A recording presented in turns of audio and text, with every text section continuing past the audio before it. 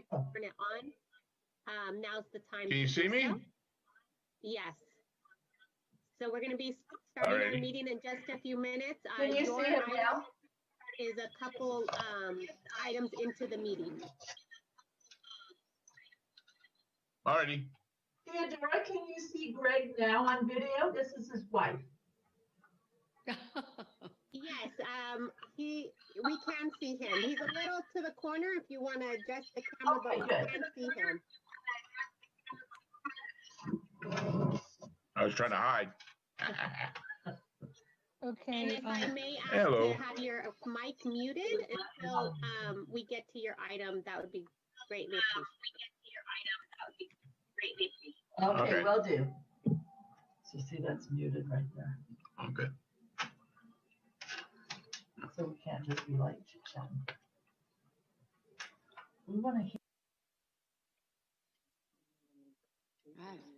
I'm here. I don't see her.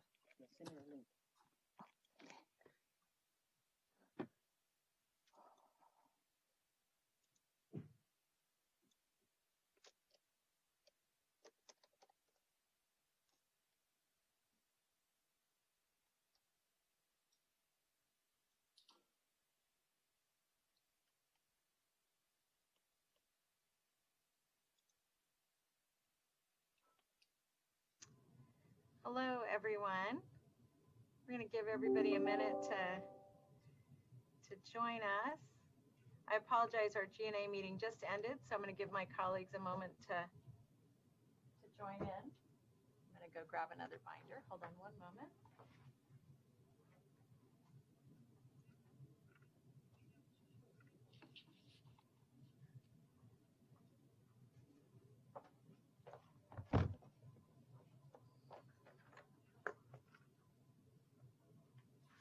Did folks get a chance to come on? I think John McAllister wins best background today, and he's got the ugly sweater, even better. Oh, I'm sorry. I hope that. I don't care. We just started recording, so it was not called. I hardly knew John looking so cheerful. So thank you. And you've begun the recording already? Good. Yes. All right. So good evening, everyone. Thank you for joining the VTA Board of Directors regular meeting of December 3rd. And I'm now calling this meeting to order. And at this time, I want to ask board members just to unmute yourselves so we can do a roll call vote. Do roll call. I apologize. Yeah. All right. Blankley, Bruins. Present. Carr. Member Carr. I'll come back to you. Carrasco. Here. Thank you. Cortese. Here. Thank you. Davis. Dieppe. Board Member Dieppe. I'll come back. Ellenberg. Jones. Here. Nis. Licardo. Thank you. Licardo. I'll come back to you. McAllister. Yep. Thank you. Miller. I saw you earlier. Yeah, here. Thank you. Nunez. Present. Thank you. O'Neill. I'll come back to you. Perales. Here. Rennie. Here. Hendricks. Attending. Chavez. Here. I'll come back to Member Carr. I'm here. Thank you. Thank you. Dieppe. Ricardo. And Teresa O'Neill. I know she was trying to connect earlier. All right. Madam Chair, we have a quorum. Wonderful. Thank you very much. With that, I'm going to ask if you're able to please rise, and I'm going to ask if Howard Miller will lead us in the Pledge of Allegiance.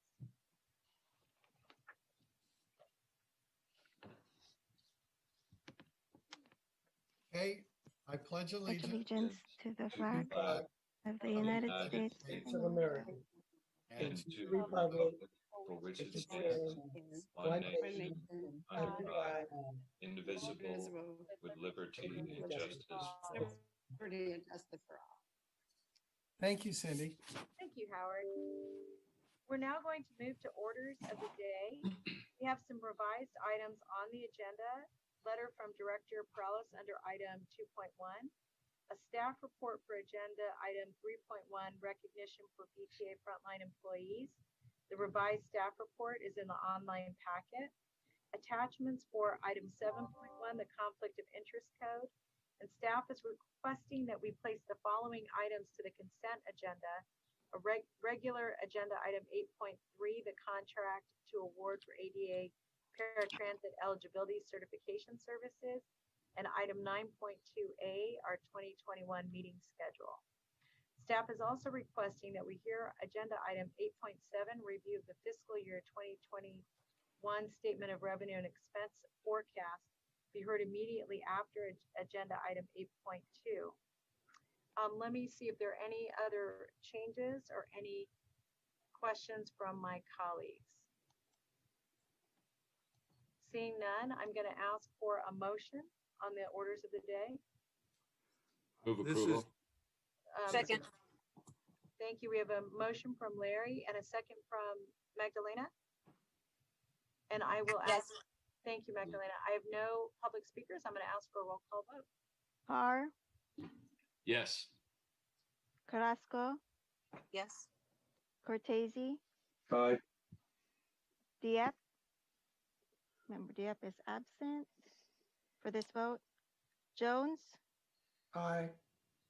Ricardo, Aye. McAllister, Yes. Nunez, Aye. Perales. Member Perales? Aye. Thank you. Rennie, Aye. Hendricks, Yes. Chavez. Yes. Motion passed. Thank you. Thank you very much. We're going to go to item 2.1, and this is the election for the board's leadership for calendar year 2021. As mentioned last month, the established rotation states that the 2021 board chair shall be selected from any representative from city group 2 to 5, and this is the Northwest, West Valley, South County, Northeast, and the board vice chair will be selected from city group 1, which is the city of San Jose. I want to note that written public comment for item 2.1 is in the online packet, and we will conduct separate elections for the chairperson and vice chairperson. For the first election for the new chair, Vice Chair Hendricks submitted a letter of interest for the position of chair. A copy of that letter is in your packet. May I have any nominations for chair? Are there any other Sam? I'd like to nominate Member Hendricks. Second. All right. Are there any other nominations? Okay, there's Glenn. You're going to have to forever hold your peace on this one. Okay. What I'm going to do is we have a motion and a second, and we have no other nominations. I'm going to go to public comment, and then I will come back to the board for action.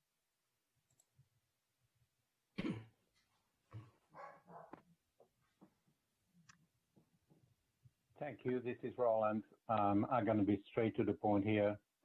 I like Mr. Hendricks. We had some good exchanges, but I like him the way I like Carl Gaudino. And I'm going to be very blunt because I only get 1 minute. That any board member who is nothing more than a Jim Lawson proxy does not belong on this board. Thank you. All right, we have no more public comment. I'm going to go back to the board and see if there are any comments, or if not, I'm going to go right to the vote. Okay, this is the motion by Ricardo, seconded by Jones to elect Glenn Hendricks as chair for 2021. Carr, Yes. Carrasco, Aye. Cortese, Aye. Dieppe. Aye. Thank you. Jones, Aye. Ricardo, Aye. McAllister, Yes. Nunez, Aye. Perales, Aye. Rennie, Aye. Hendricks, Yes. Chavez. Yes, Motion passed enthusiastic yes. unanimously. Congratulations. Yay, Glenn. Get a round of Okay, applause. Glenn. All right. Right on. Madam Chair, could I just make one comment? Sure. Yeah, I just wanted to Can't say take it thank back. you. Yeah, that's right. You voted. You're in. I just want to say thank you to my colleagues for, the trust and confidence that you're showing in me, and I will do everything in my power to live up to that trust and confidence. Of that, I'm so sure of. Thanks, Glenn. It's been really fun working with you as vice chair. I'm going to go on now to the vice chair. Thank you. And this is also vice chair for 2021.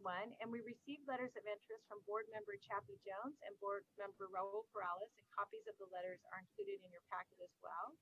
May I have nominations for vice chair? Chair, I'd like to nominate Director Perales. Thank you. Any other nominations? I'd like to nominate Director Jones. Thank you. I'll second Jones. Thank you.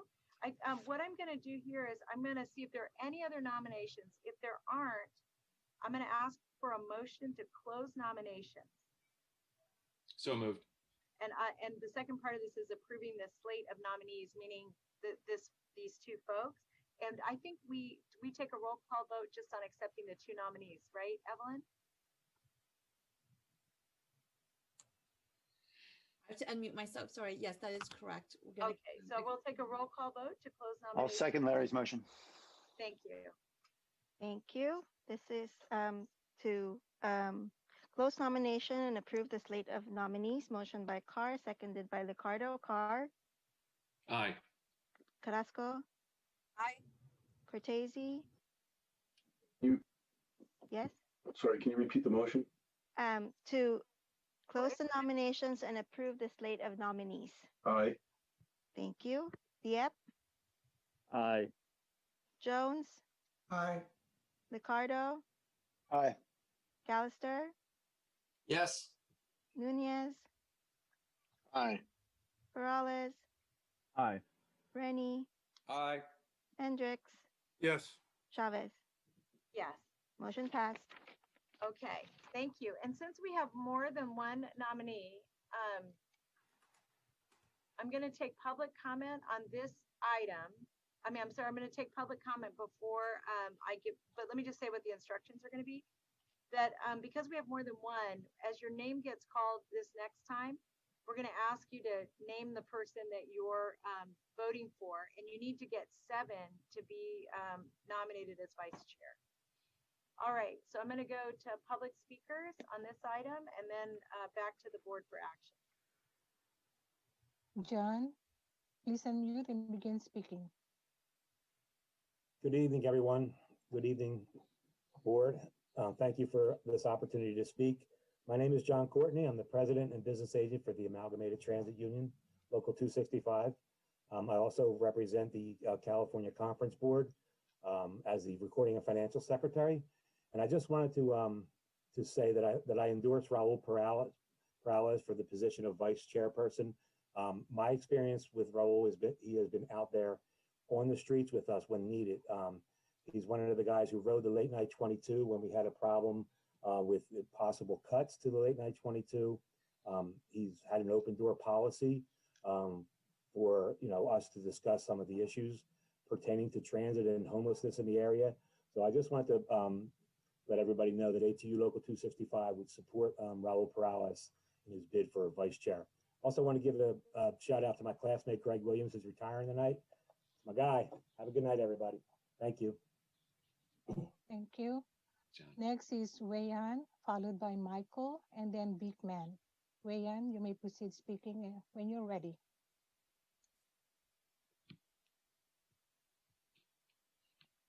Wayan. Wayan, I will come back to you. Michael, you may proceed speaking now.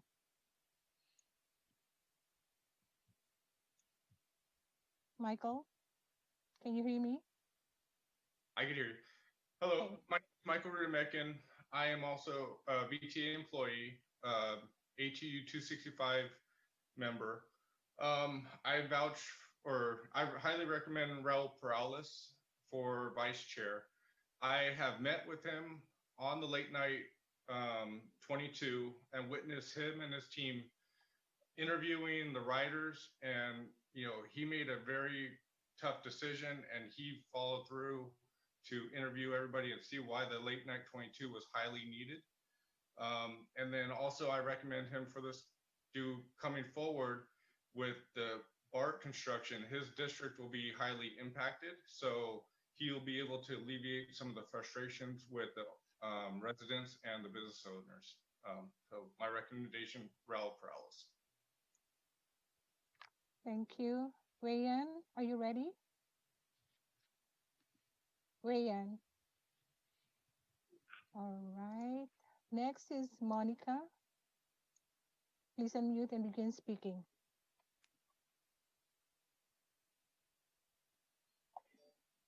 Support Councilor Perales for Vice Chair. He's really consistently advocated for public transit and for the community throughout his time on the board. He's really taken the time to understand the needs of riders and has often taken transit himself. One really great memory that I have was during the 2019 transit plan process when he was riding Route 22 overnight and having his staff do surveys of riders with him so that they could understand the needs of the community. And this is really just a clear example of how compassionate he is towards the community in general. And I think this is really something that we need right now. So I would really encourage you to vote for him. Thank you. Thank you. Representative from Seamless Bay Area. Hi, this is Adina Levin. Can you hear me? Yes. Yeah. All right. I don't know why Zoom is doing that. I am representing myself as a Bay Area transit rider and not representing Seamless Bay Area in this call. And representing myself on this, I would like to support Councilmember Perales for this. As an individual transit advocate, one thing that I really do appreciate is people who are on transit boards that are regular transit riders and can therefore speak when in making their governance decisions based on that personal experience and the better ability to understand the experiences of other transit riders. I also, respect Director Jones, who is, doing a diligent job as a director, but, extra points for those on the board who use transit. Thank you. Next is Michael. Michael Afton. You may proceed speaking when you're ready.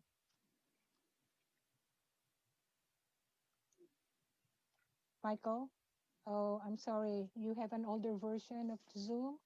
Please call our telephone number if you still want to proceed with your request. I'm going back to YN. Hi, can you hear me? Yes. Great. Okay. I'm Ryan Trone, representing myself only. I do not own a car. Public transit has been sadly neglected for the past 20 years. We already know we are not moving urgently enough on the climate crisis. We must have strong advocates for public transit if we are to save public transit and get cars off the road. Over the past 4 years, Raul Perales has consistently advocated for sustainable and equitable public transit and the community. He's also taken the time to understand the needs of VTA riders, which I greatly appreciate. Please vote for Perales for Vice Chair. Thank you. Our last speaker is Scott. You may proceed speaking when you're ready. Hello, can you hear me? Yes. Hi, my name is Scott Mace. I'm a resident of San Jose, a bicyclist, and also a public transit enthusiast. And I too would like to urge that you vote for Perales for the vice chair. I echo the thoughts of others that we need members of the board, leaders of the board who are actually riding public transit. Thank you. Thank you. All right, we're gonna. Madam Chair, we still have one last. This will be our last speaker. Thank you. Mr. Roland, you may proceed speaking when you're ready. Thank you, Madam Chair. I don't really understand why my hand was lowered. I also support Director Perales, and not just because he gives members of the public 2 minutes in subcommittees, but every time I've reached out to him and have discussions, he's listened and he's always come, to the correct conclusion.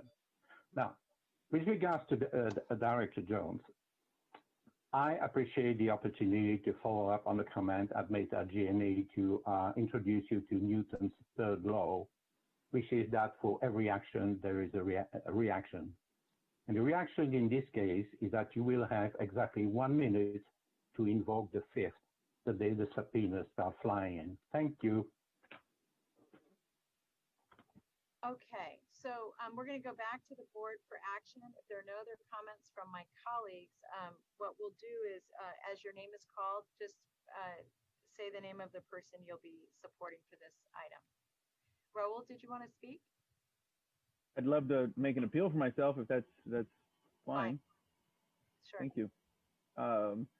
So yeah, it's and first off, I appreciate those that showed up, take some time tonight to speak, and those that wrote in letters of support. I truly appreciate you taking the time to do that. After 6 years here with the board, the first as an alternate and the last 5 as a board member, I'll say it's truly an honor to have submitted my name for your consideration tonight to be the next vice chair.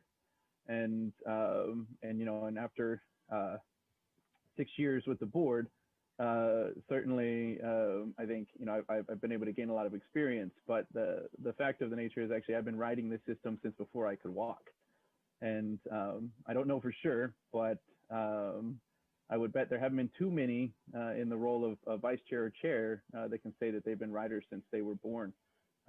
It's been an experience that I've had growing up here in the Bay Area, and one that I bring into this role, and one that I have continued in this role while being a user of our services.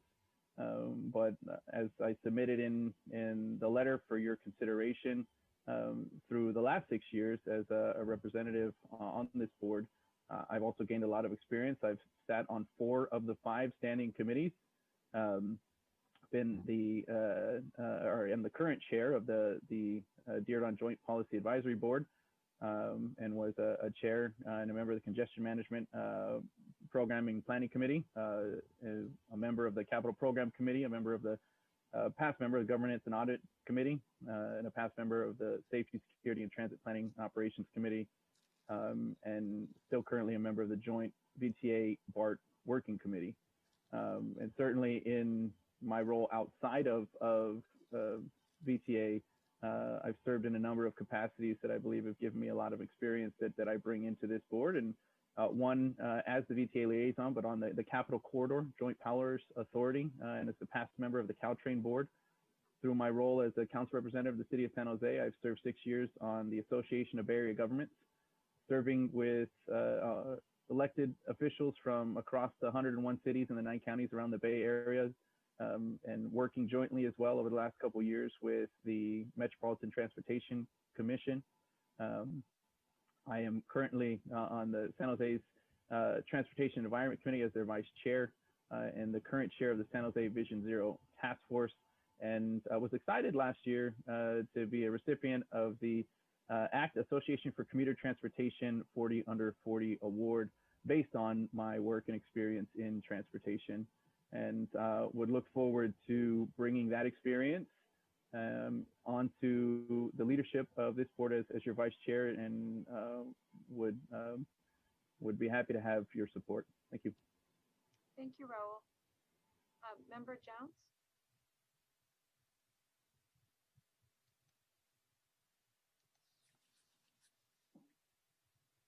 Thank you, Chair.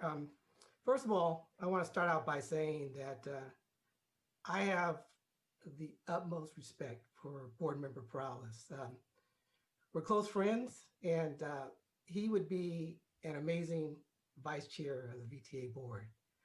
He's smart, he's committed, he's dedicated, and he loves his community. He loves the services that VTA provides, and he wants to see things better. And so I'm gonna stop right there because I don't want this to feel like I'm nominating Raul. But we're facing unprecedented times right now.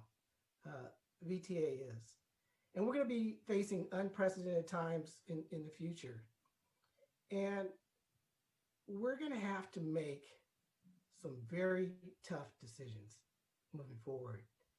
And those tough decisions are going to involve trade-offs. And in those trade-offs, we're going to have leaders who have a track record of working with and collaborating with elected officials throughout the region. If you look at my track record in my involvement, and I look at all the members of this board, probably in some form or fashion, I have worked with you. You know my track record. You know my ability to collaborate. You know my ability to think not just for the interests of San Jose, but to also think regionally. I've had many discussions. I've worked on many projects, whether it's SR 85 or the Board Enhancement Committee, or my involvement with the Cities Association, or my leadership on the SSTPO.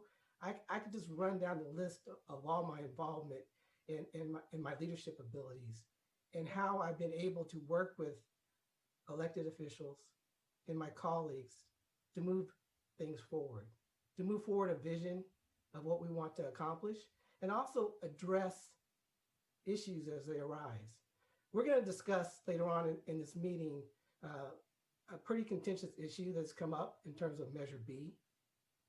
And one of the reasons why that issue is contentious right now is because there are parts of our county and parts of our community that have a lack of trust in terms of how these decisions are being made. Whoever we have in this position, we need to have someone who has the ability and the proven track record to work with all individuals, try to come up with a common vision, create a level of trust and collaboration so that we can move forward and accomplish the goals of this organization. I will say again that my colleague, Councilmember Perales, has those capabilities, but I have proven, not just on my public service, but also in the private sector, I have over 30 years of experience leading teams, moving towards objectives, collaborating, and accomplishing some pretty big things. And I want to take that talent, that skill, and that ability to the VTA leadership and move this organization forward. So I'm asking you for your support and your vote. Thank you. Thank you. And I do want to just thank both of you and acknowledge that both of you have a great deal to offer. So thank you for that. So I'm going to ask the clerk to call roll. I mean, a call vote, but do it via roll call. You know what I mean? Thank you. So we have Chappie Jones and Raul Perales running for vice chair. I'll start with Carr. Chappie Jones. Carrasco. Director Perales. Cortese. Perales. Dieppe. Jones. Jones. Ricardo. Jones. Jones. Did I hear that Yes. correctly? Yes, you. Jones. McAllister. Sir Chappie Jones. Nunez. Chappie Jones. Perales. Perales. Thank you. Rennie. Perales. Hendricks. I just want to first say that whoever is selected, I'm going to be able to work closely and collaboratively with, and I pick Chappie. Chavez. Perales. Chappie Jones got 7 votes, and Member Perales got 5 votes. So it's Chappie Jones. Thank you. And I again want to say we were, an embarrassment of riches here. So thank you for that, both of you. All right. So you all started. Sheriff, if I could just add I didn't get added in my comments, but I also want to echo Chappie, as he stated. I think he'll do a terrific job as our vice chair, and we are good friends. And in fact, Many nights when I take public transportation, as he knows, and it's cold and I don't want to go back on the train, he is my ride home.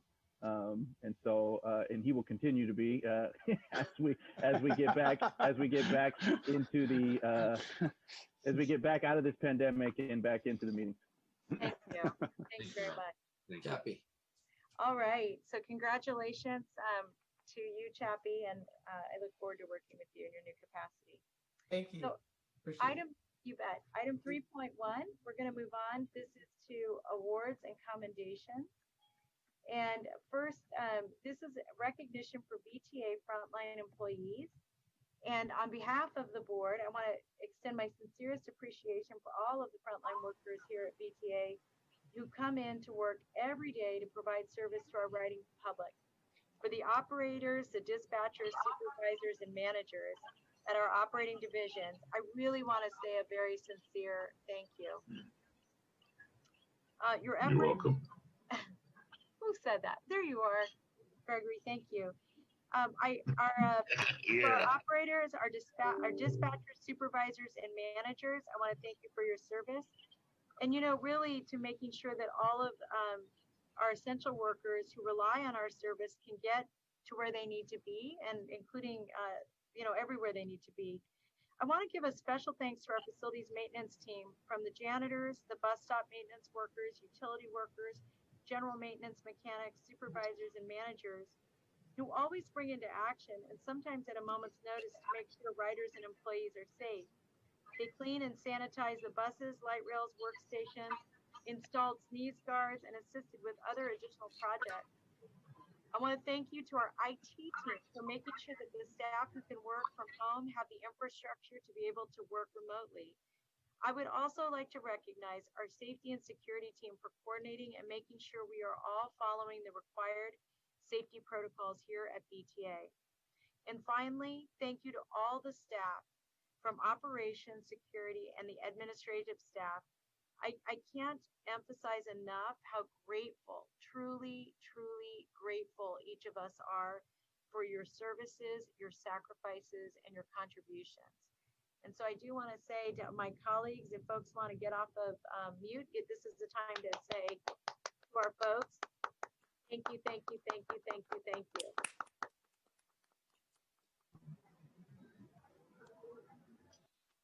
My light just off. All right.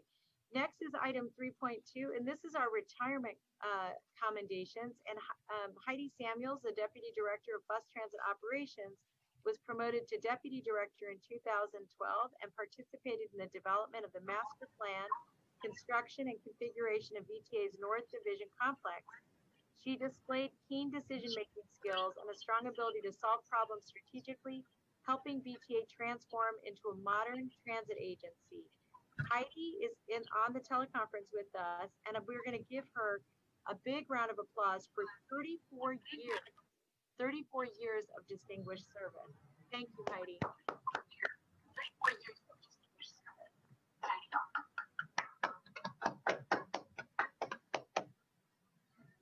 Now I'm going to go to Gregory Farias, coach operator, who demonstrated passion in his work, a commitment to safety, and attained 22 years of safe driving. 22 years, thereby earning the prestigious 1 million miles operator safety award. He was known for his friendly and polite demeanor.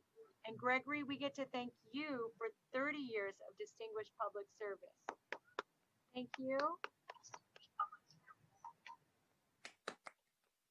Next, Gregory Williams, coach operator, demonstrated passion in his work, a commitment to safety, and attained 13 years of safe driving, thereby also earning the prestigious 1 million mile operator safety award.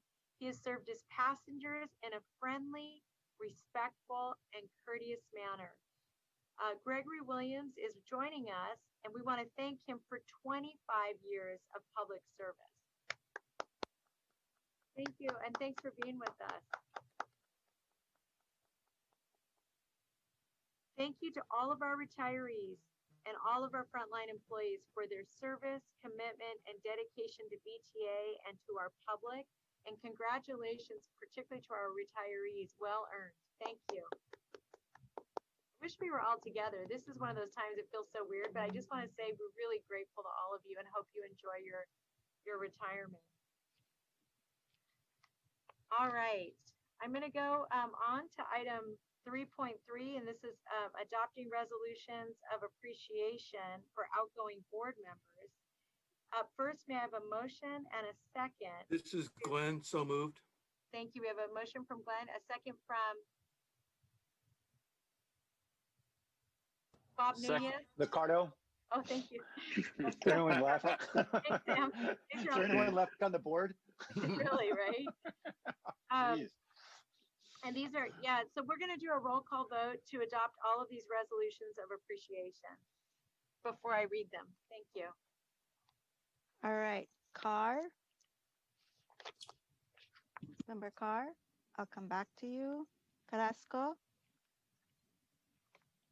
Carrasco, I'll come back to you. Cortese. Aye. Dieppe. Aye. Jones. Aye. Ricardo. Aye. McAllister. Yes. Nunez. Yes. Peralez. Aye. Rennie. Aye. Hendricks. Yes. Chavez. Yes. I'll come back to Member Carr. Yes. Carrasco. All right, I'll mark her as absent. Motion passed. Thank you. Thank you very much. And you know, I know these are embarrassing, but I'm going to read them anyway too, because I know people get all shy when we're thanking them. But I want to start with the Honorable Jeannie Bruins. Whereas Jeannie Bruins is completing her tenure on the Los Altos City Council and VTA Board of Directors, and whereas Jeannie Bruins was a knowledgeable and committed member of the VTA Board of Directors and took on a number of leadership roles throughout her 7 years on the board, including her service as board chairperson in 2017. And whereas Jeannie Bruin was also a member of many VTA boards and committees and joined regional boards such as the Peninsula Corridor Joint Powers Authority and the Metropolitan Transportation Commission. And whereas Jeannie Bruin's industrious and tenacious advocacy for transportation and infrastructure improvements yielded many benefits for Santa Clara County, including the implementation of the 2016 Measure B program. Now, therefore, be it resolved that the VTA Board of Directors hereby commends and expresses its sincerest appreciation to Jeannie Bruins for exemplary public service and commitment to public transportation. So, Jeannie, round of applause for Jeannie. Thank you for all your really, really good work. Everybody here is lucky I am scripted tonight. I have stories about all of you. Stay to the script, Cindy. Stay to the script.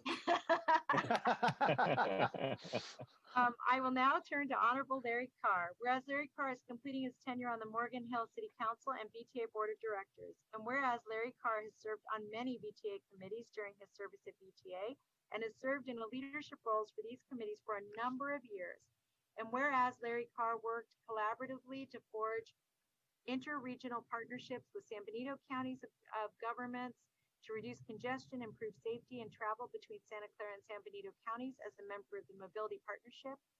And therefore be it resolved that VTA Board of Directors hereby commends and expresses its sincere appreciation to Larry Carr for his exemplary public service and contributions to VTA and to transit in Santa Clara County, adopted by all of us today. Larry. Thank you. Thank you. The Honorable Dave Cortese. Whereas Dave Cortese is completing a long and decorated career in public service in Santa Clara County and the region, including 19 years as a member, or alternate, or ex officio member of the VTA Board, 12 years in the County Santa Clara Board of Supervisors, and more than 13 years in the Metropolitan Transportation Commission. And whereas Dave Cortese championed projects and programs that serve Santa Clara County's most transit-dependent communities, and advocated for the advancement of the Eastridge to BART Regional Connector Project.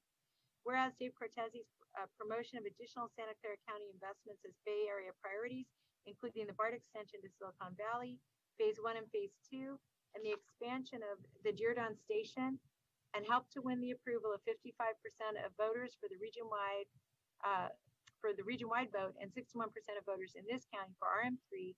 And now, therefore, be it resolved that the VTA Board of Directors hereby commends and expresses its sincerest appreciation to to Dave Cortese for his exemplary public service and wishes him well in his new endeavor. And I just want to say, I think they added some extra words for yours because where you're going, we're going to want more money. Thank you. Adopted from all of us. Let's give Dave, thank you, Dave, for all of your amazing leadership and service. Honorable Landiep, whereas Landiep is completing his tenure on the San Jose City Council and BTA Board of Directors, and whereas Landiep provided oversight and input to the delivery of the first phase of BTA's BART extension to Silicon Valley in his role as a member of the Silicon Valley Rapid Transit Corridor and BART Warm Springs Extension Policy Advisory Board, and whereas Landiep also worked collaboratively to promote operational enhancements to Santa Clara County's local transportation network as a member of the Safety, Security, Transit Planning and Operations Committee, and therefore be it resolved that BTA Board of Directors does hereby commend and express sincerest appreciation to Landiep for his exemplary public service to the residents of our community.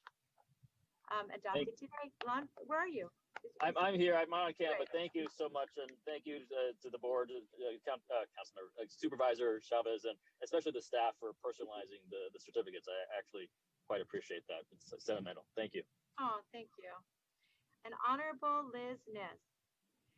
Whereas Liz Ness is completing her tenure on the Palo Alto City Council and BTA Board of Directors, and whereas this is the second time Liz has served on the BTA Board, having previously served as a member in 2005 through 2009, and as board chair in 2008, and whereas Liz Ness has continued to advocate for transit service and infrastructure investments for the North Cities Group, funded through the development of the 2016 Measure B program during her 6 years of service as a member of the Public Policy Committee in 2014, and whereas Liz Ness has dedicated her life to the service of the residents of Palo Alto and the residents of Santa Clara County, therefore be it resolved that the VTA Board of Directors does hereby commend and express its sincerest appreciation to Liz Ness for exemplary public service and commitment to transportation, adopted by all of us today. Yay, Liz! I'm so glad you're here. And then we have John McAllister. You're right, almost everybody's leaving this board. Just hang on, you guys. Jeez. All right. Whereas the Honorable John McAllister is completing his tenure on the Mountain View City Council and the VTA Board of Directors. And whereas John McAllister was an early champion of technologies to improve light rail service, including, among other enhancements, transit signal priority to improve the speed and reliability of the Orange Line, which connects, I'm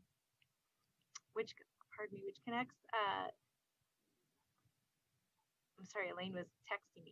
Other enhancements, transit signal priority to improving speed, the reliability of the Orange Line, which connects Mountain View to the Alum Rock area of San Jose. And whereas John McAllister led efforts to provide a policy advisory board recommendation to the board for a transit lane project on SR 85 and guided efforts to improve VTA's governance. Therefore, be it resolved that VTA Board of Directors hereby commends and expresses its sincerest appreciation to John McAllister for his exemplary public service and commitment to transportation. Let's give him a big round of applause.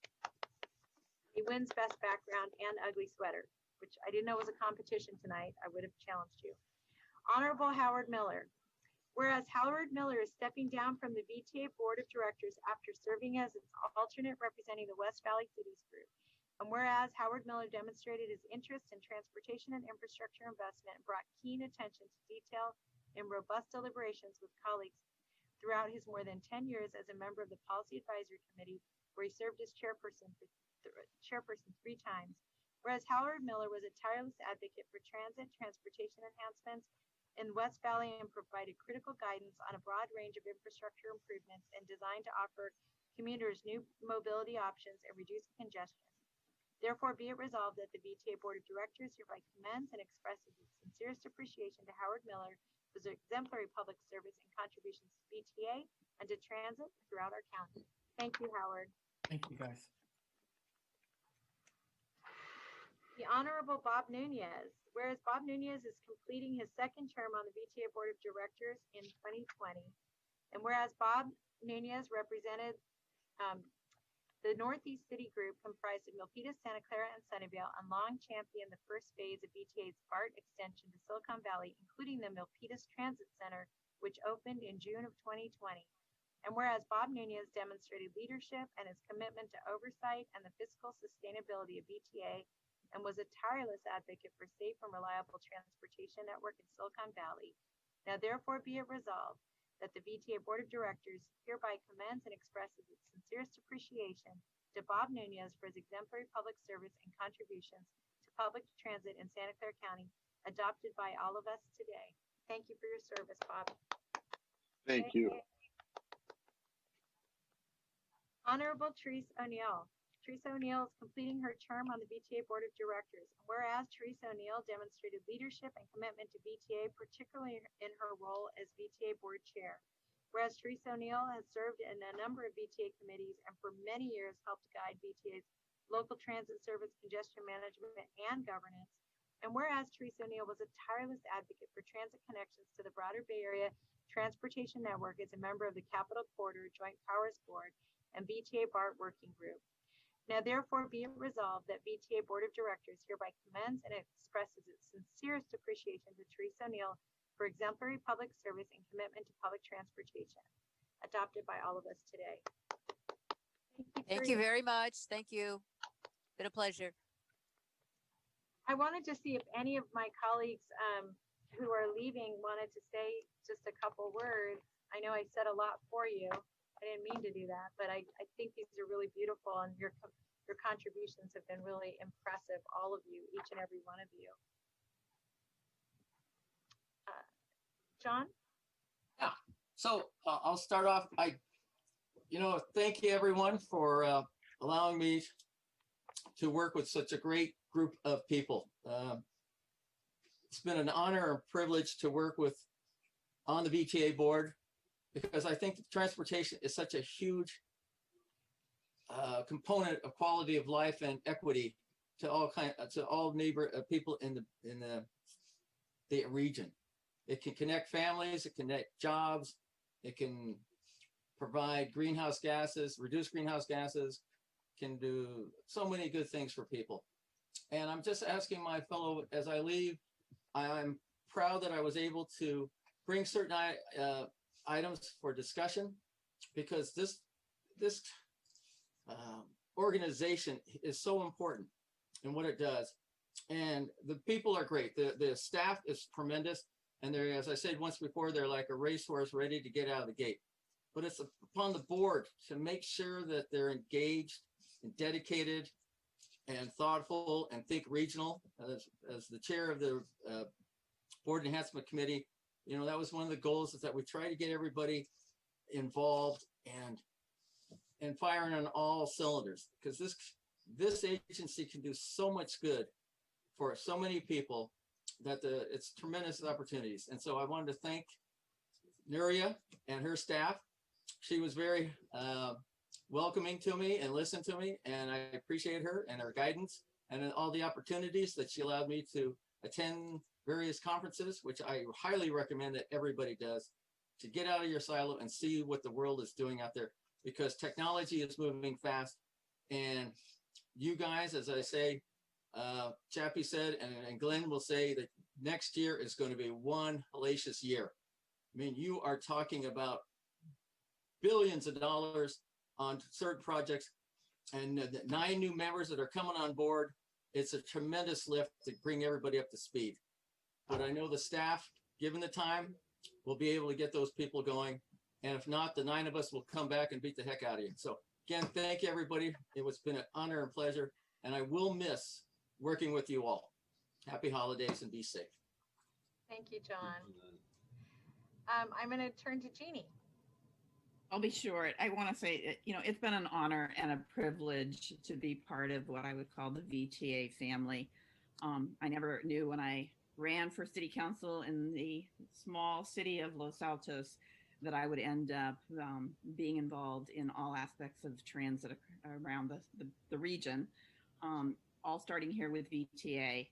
I think I'm going to suffer from withdrawals. I've been told you just tune out for a while. But anyway, it's been a great ride, and I really want to thank all my colleagues, current and past, since being on the board. I think we've all worked pretty well together, and have always excelled in trying to listen to one another's viewpoints and such, and I really do appreciate that. and those that welcomed me in, Cindy Chavez, you know, you're kind of a rock in this, and same with you, Mayor Liccardo. And so thank you for welcoming me. And I want to also thank all of the staff. We have an impressive staff here at VTA, everyone from the line workers all the way up to our general manager. And all of you guys have been really warm and welcoming to me and giving me an opportunity to spend time with you. And I value that. I'll have a lot of really fond memories of a lot of you. And then last, I want to also thank all of our constituents. You know, we have a lot of people who come out and make VTA, their voices heard here at VTA. And I want you to tell you, I really have valued that and listening to your perspectives as well. So thank you. I will miss you all. Thank you, Janie. Lovely. Liz?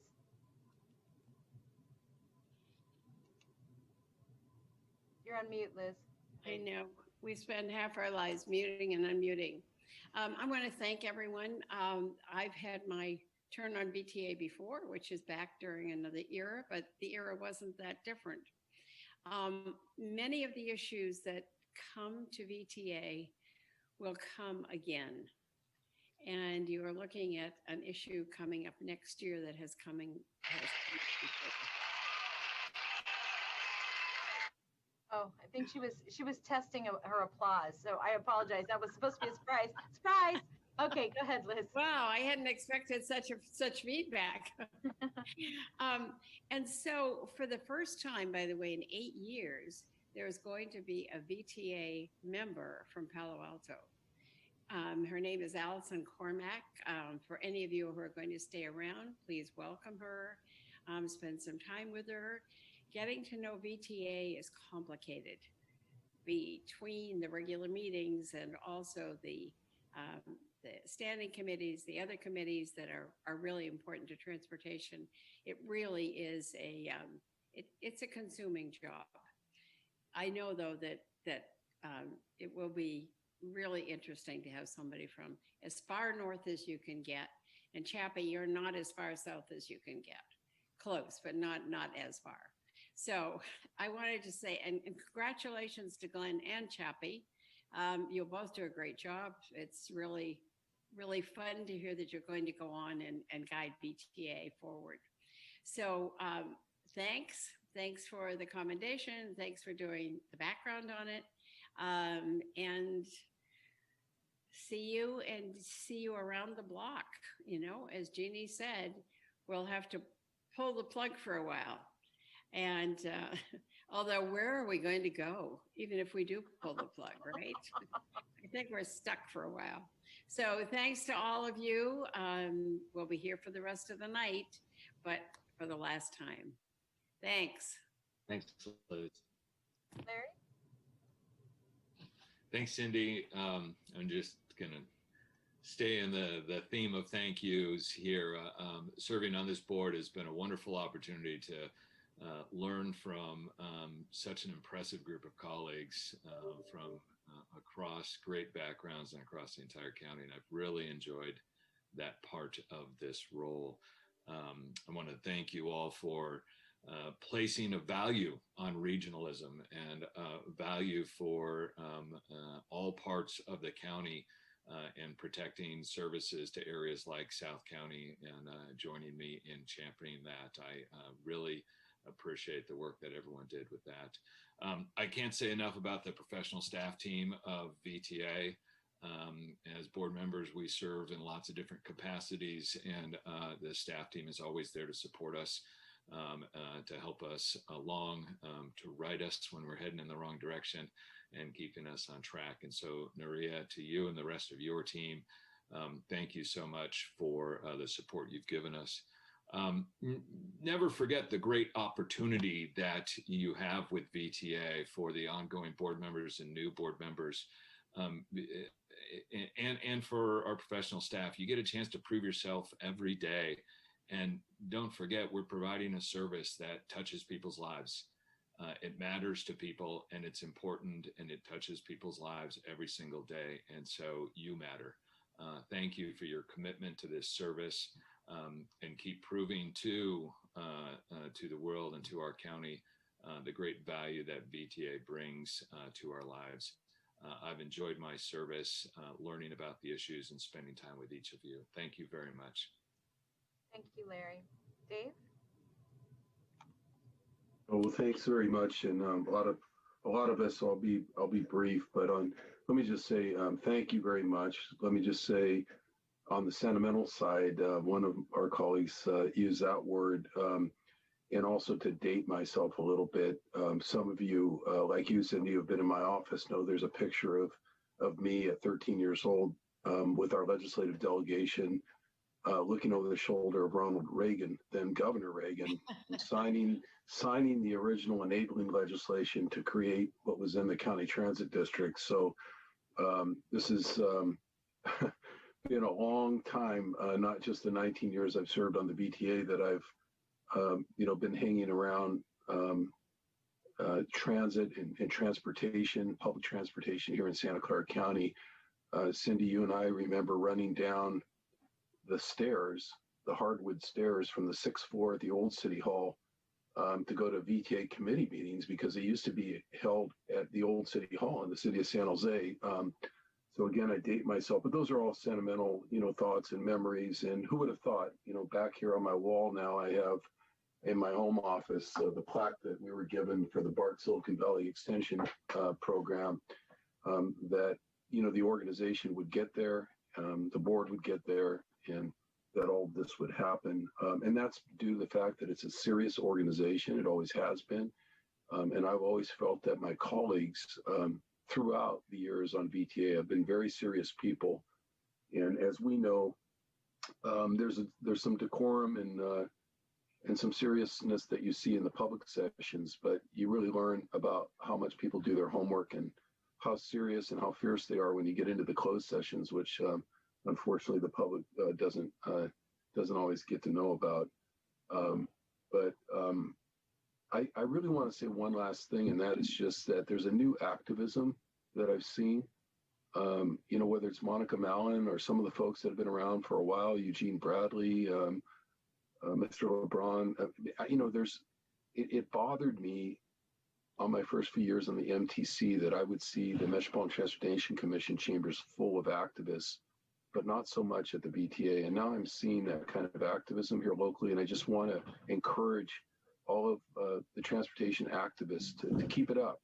It makes a difference. Thank you. Thank you, Dave. Teresa, you will get the last word. Okay, thank you.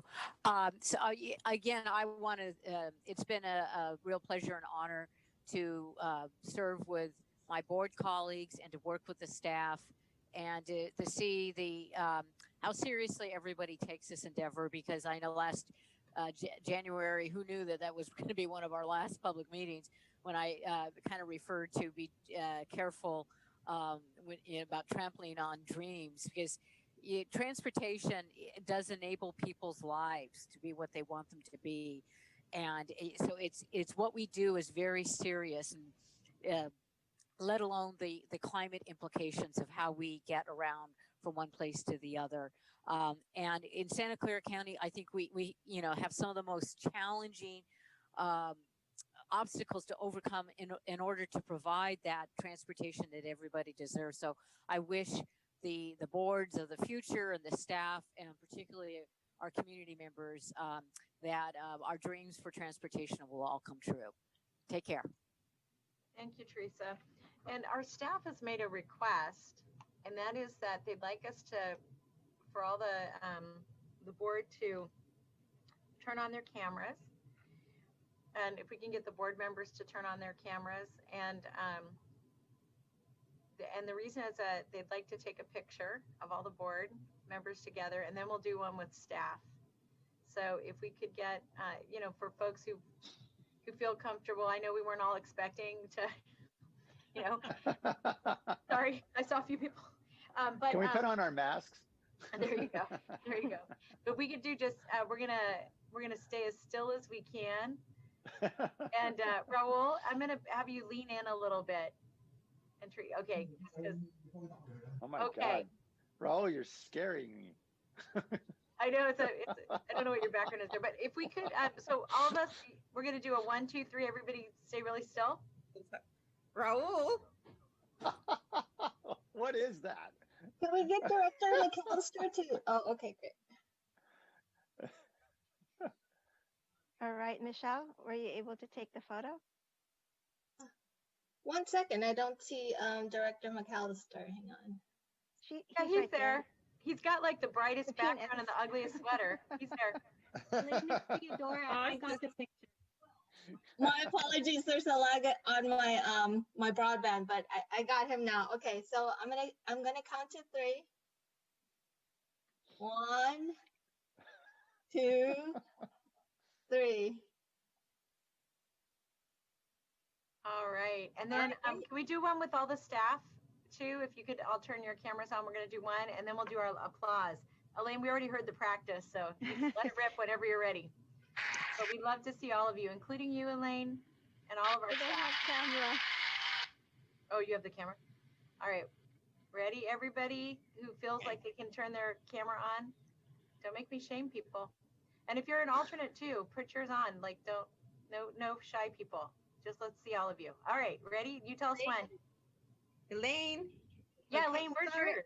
I don't have a camera on my PC. Sorry. Okay, all right. Okay.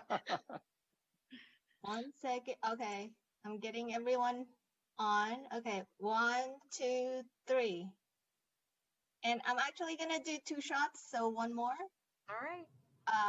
1, 2, 3. All right, I think we got that. All right, thank you, everybody. One last round of applause for everybody. Thank you. For all of the folks on the board retiring, for all of our staff retiring. There you go. Wild applause. There you go. All right. And I do just want to say to our retirees and our frontline workers, we're cheering. That's for you as well. So thank you, everybody. We're now going to go to public comment. And a reminder for those of you who want to address the board under public comment, please use the raise hand function in your app. If you are using the phone only, press *9. And for this item, all of you will be limited to 1 minute. We can't take action on issues that are not on the agenda. If you'd like to speak to an item on the agenda, I want to encourage you to do that at a later time, because if you do it now, we will not have you speak during that agenda item. With that, I'm going to go to public comment, and I'll ask the clerk to begin calling public comment. Thank you. Roland, you may begin speaking when you're ready. Roland? Thank you, Madam Chair. Since we're on a roll tonight, let me start with these board elections.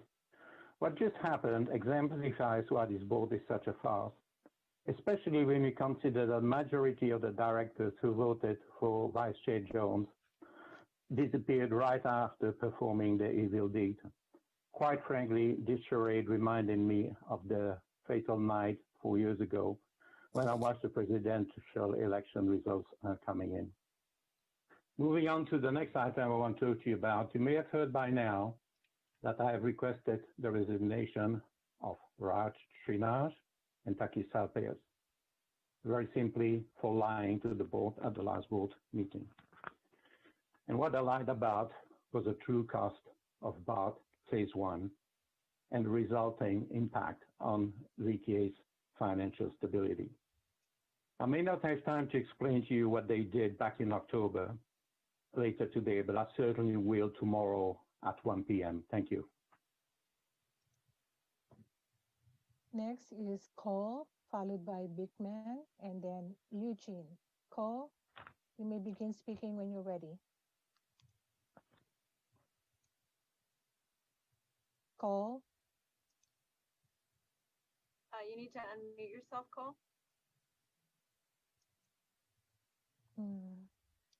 Perhaps go to Blair and Eugene and Yes. Thank you. Mr. Big Man, please go ahead and begin speaking. All right, thank you.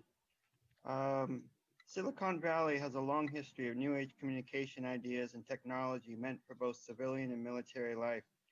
In this age of equity and reimagine, to question the future of the prison military technology industrial complex should be important subject matter. and how to choose future advertising logos in transit kiosks. Overall, I'm not too comfortable with the ideas of a bus stop with a huge Lockheed Martin logo.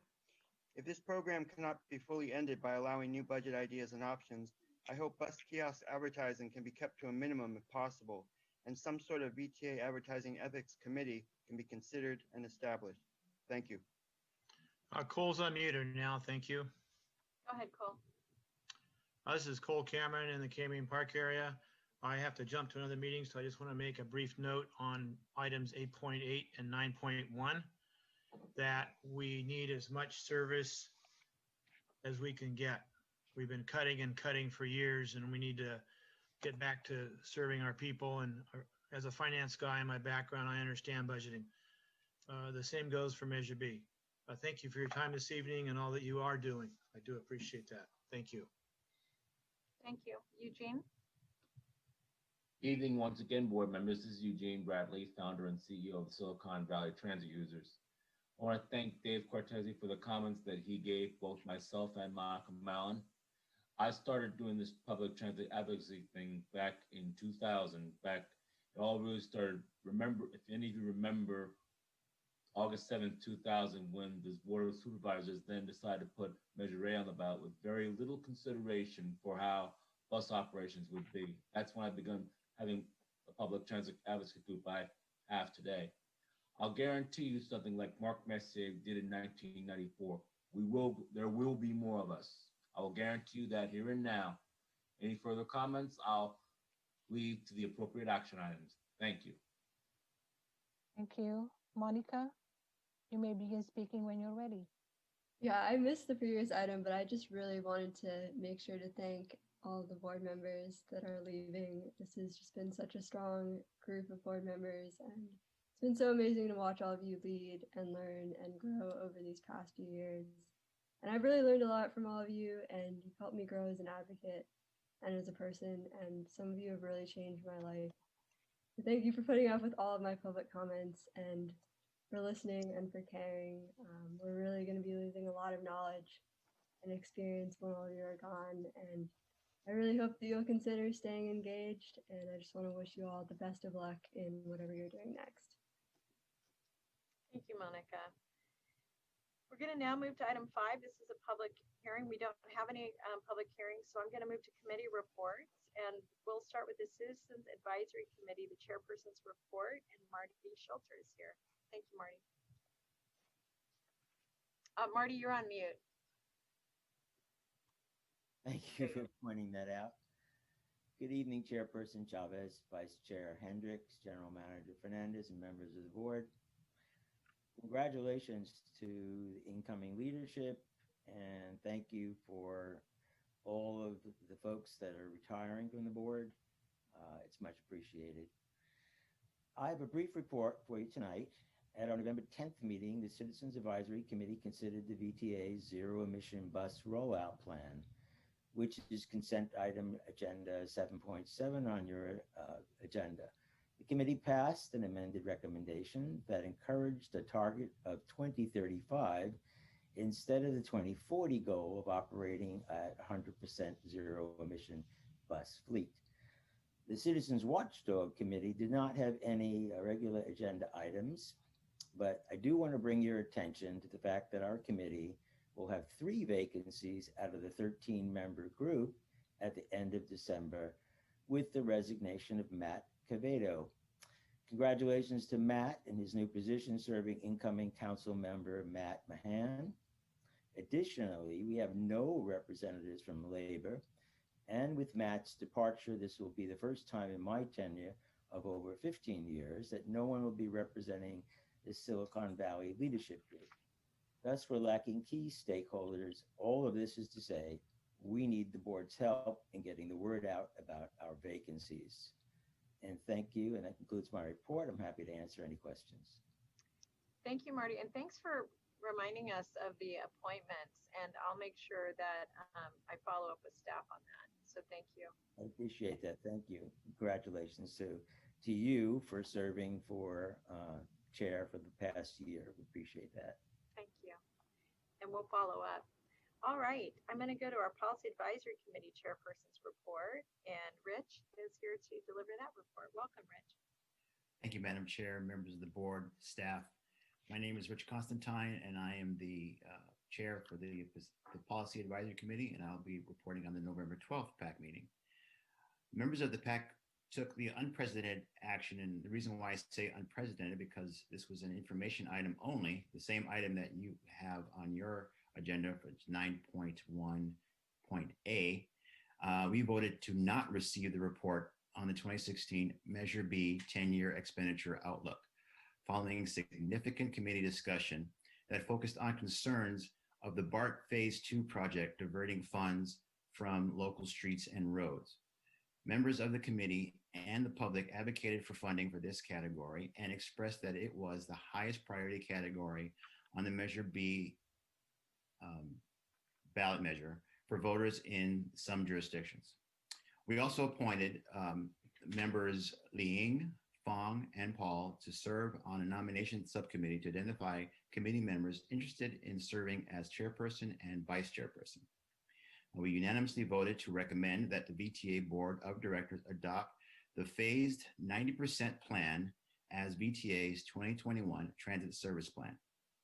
We also voted to recommend that the VTA Board of Directors adopt VTA's bus rollout plan to comply with California's Air Resource Board's innovative clean transit regulations. Members blankly voted against the recommendations out of concerns for the increased costs associated with the conversion of new bus technologies. We also received information on the evaluation of the downtown San Jose Light Rail Safety Speed Pilot and the program project quarterly monitoring report for July through September for 2020. Our next meeting will be on December 10th, and I just want to take a quick time to thank all the outgoing members for their service to the community. Thank you all. If there's any questions, I'll be happy to answer. Thank you, Rich. I'm going to take public comment after we get all of these reports because I see we have a hand up. I'll go to the Standing Committee Chairperson. The Governance and Audit Committee met earlier today, which is why we were just a minute late, and discussed the comprehensive annual financial report for VTA and financial reports for our pension and retirees trust fund, amending the Auditor General's internal work plan, and we also discussed some governance issues. The other standing committee chairpersons are available, their reports are available online. I would like to go to item 6.4, which is the Policy Advisory Board chairperson's report. And this is reports from the SR 85 corridor and the Deardown Station joint tabs are available also in the packet. But I wanted to just turn to John McAllister if you wanted to say something about the SR 85 Policy Advisory Report. Yeah, I just want to thank everybody and tell them the little story about how in 2015 or 2016, Rod Sinks and I were sitting at a conference of mayors in Washington, D.C. talking about congestion on SR 85 and say, hey, what can we do about it?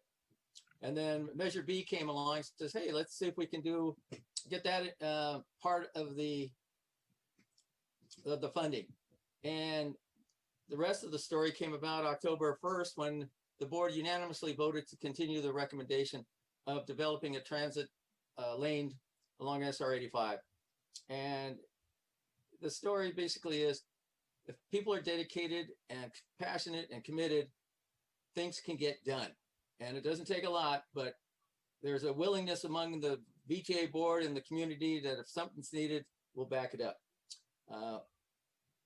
We had our last meeting with this year, and it was just a summary of all the various activities that are going forth and and give us a better sense of the 1 year or 2 year project going forward. But it looks great. We are thrilled that it's going forward. We're thrilled that it's funded. And again, I want to thank all my colleagues on the VTA board for voting for it. And with the chair and the vice chair taking their regional approach hats, I know this will continue to be a successful project and as it goes forward. But it's been a pleasure and a privilege to be the chair of this committee.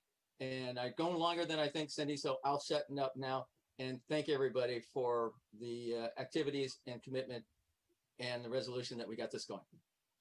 Sean, thanks for all your amazing work on this. You're right. That was tenacious. That was tenacity in action. With that, I'm going to go to public comment on the standing committee reports. Mr. Beekman, you may proceed when you're ready. Hi, thank you. To speak on what to do with BART Phase 2 funding for the next couple of years, that was a major. That item's going to be coming up under 9.1, Blair. Oh, okay. Well, then I will speak on a different item that was about similar issues that was talked about with the budget issues that was talked about in most of the meetings. Go ahead. Thank you. If you can start the timer over again, that would be great. Thank you.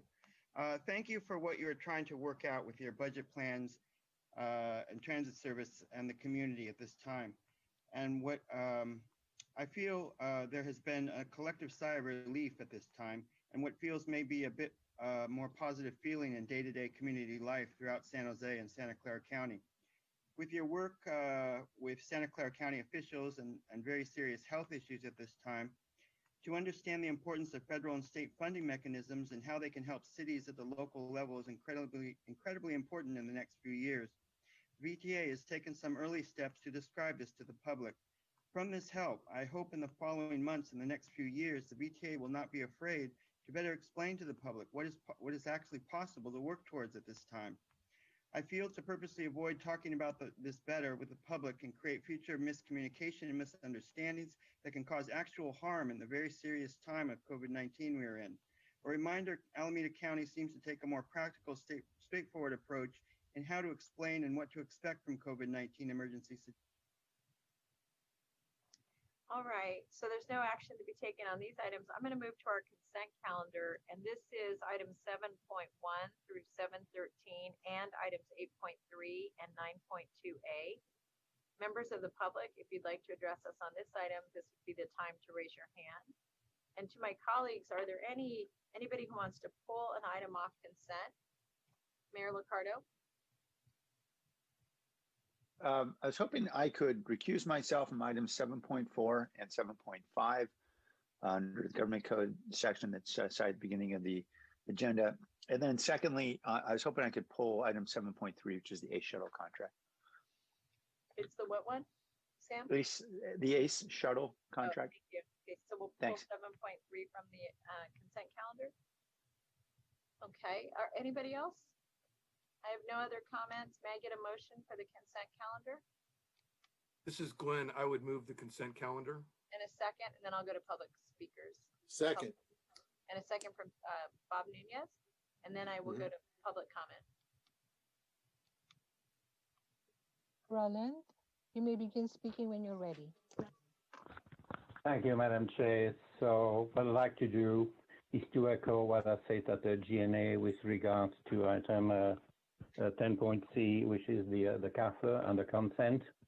On page 1-7, as of June the 30th, the cost of phase 1 was $3.36 billion, not 2.4 as declared in the CAFA.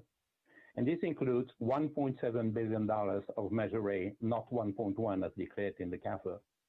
So why the difference? The difference is between the 2.4 billion, which is under federal supervision, and the extra $1 billion, which is not under any kind of supervision, including the VTA board of directors. The last comment I'd like to make is that table 28 actually shows $5.2 billion in capital assets, including Caltrain Light Rail. There's absolutely no sign of the $2.5 billion.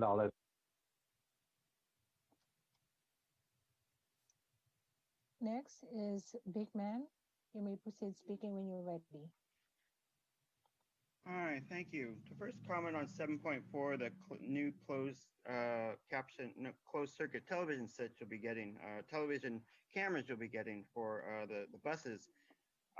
You know, these new improved cameras, I hope you're thinking about new and improved technology policies as well, and to have those policies explain to the public what those cameras will be doing. That would be wonderful. You had really good start with that policy work. I hope you can continue it. And to conclude, There's an item about a joint powers boards that the VTA is a part of. And I figured it would be a time to report to yourselves that, how much time? I have 15 seconds. The work in Fremont, they're developing a second train station for one of their areas that questions the idea of high-speed rail. It's been talked about that San Jose is working on their things. Thank you. Next is telephone number. Last number is 5842. You may begin speaking when you're ready.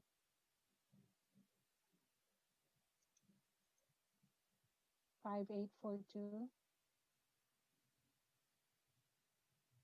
Go ahead, please.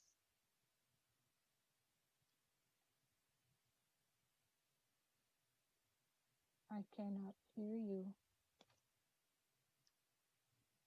Okay, I'm ready. Are you ready? Yes. Okay. Medical, in regards to item number 8.3, MTM is the current operator of the services, and we performed very well over the last 3 years. We've been very active within the community and have provided stability to the BTA ADA certification program. The board agenda item before you doesn't show the cost of each bidder to present a full picture, we believe. We're the largest provider of ADA certifications nationwide. Basically, our cost as the current provider is $800,000 cheaper over the term of the contract. With 1 month of transition and budget issues, we feel that we'd like to have this staff take another look at this if possible. We also have an online model which would save $2.1 million over the term that we could transition to. If not, we would like to thank staff and the board for having us work with VTA over the last 3 years. Thank you very much. Thank you. All right. So we have a motion and a second on the floor. I'm going to see if there are any. Mayor Liccardo, I'm going to take your hand down because you're not speaking on this item. I don't think. I think you want to. Yeah, sorry about that. No problem. Just want to check. All right. So we have a motion and a second. And any discussion on the motion? Seeing none, I'll request a roll call vote. Okay, so this is for the consent agenda, items 7.1, 7.2, items 7.4 through 7.13, items 8.3 and 9.2A, with member Liccardo recusing on 7.4 and 7.5. Carr. Aye. Carrasco. Aye. Come back. Thank you. Cortese. Aye. Dieppe. Aye. Jones. Aye. Liccardo. Aye. McAllister. Yes. Nunez. Aye. Perales. Aye. Rennie. Aye. Hendricks. Yes. Chavez. Yes. Motion passed unanimously. Thank you. Thanks very much. I'm going to go on then to item 7.3. Sam, you pulled it off. Let's hear that now, and then we'll go to the regular agenda. Thank you. I just had a question about the service. I understand this is only a 5% increase on an hourly basis, but has VTA looked at how this compares in terms of ridership or cost per rider to our system-wide thresholds, similar to what we did with, for example, the express buses when, I think about a year ago, we were discussing, well, do we find other sources to support them? Has that analysis been undertaken, and how do these shuttles compare to the rest of our system in terms of ridership or cost? Madam Chair, if I may, I do not have that information, but I would like to ask Andrew Burke, who heads up our Regional Transportation Division, if he could shed some light on the background for creating that cost estimate.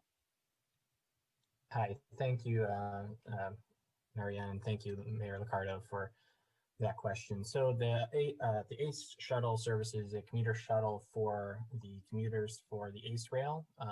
It's 8 shuttles that provide the commuters from ACE Rail to various employment agencies. This has been a contract for many years and has been utilized as partners with the SJRC, as well as funded by the Bay Area Quality Management District. And so what these shuttles do is they provide an opportunity for commuters to basically get to their various work sites. To answer your question regarding the statistics, I'm comparing it to the express shuttles and whatnot. I will need to refer to staff on some of those items just to get some more specifics on some of the analytics for you. But please note that these shuttles have been full. They carry, these are 33 passenger vehicles, and they, pre-COVID, of course, they were very full, and we utilize multiple shuttles on multiple different routes to be able to handle the ridership for these commuters. Okay, so you're saying, at least anecdotally, it seems like we get much higher utilization, or significantly higher than we see elsewhere in the system. I'm sorry, you chopped up there for a second. It sounds as though you're saying, at least anecdotally, it would appear to be higher utilization than what we see elsewhere in the system. Oh, yeah. We have full shuttles. Okay. Yeah, that's all I want to know. Okay. Great. Thank you. Mayor, would you like to make a motion? Sure. I'll move to approve. Seconded by Glenn. Thank you. We have a motion and a second. Any other comments on the motion? We have one public speaker. John? If I could ask the staff to you can unmute yourself, John. There you go. Good evening again, everybody. This is John Courtney of Amalgamated Transit Union Local 265.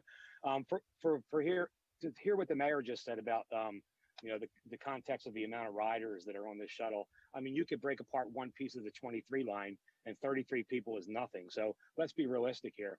And I would actually honestly implore some of you folks to go out to the El Paseo limousine yard.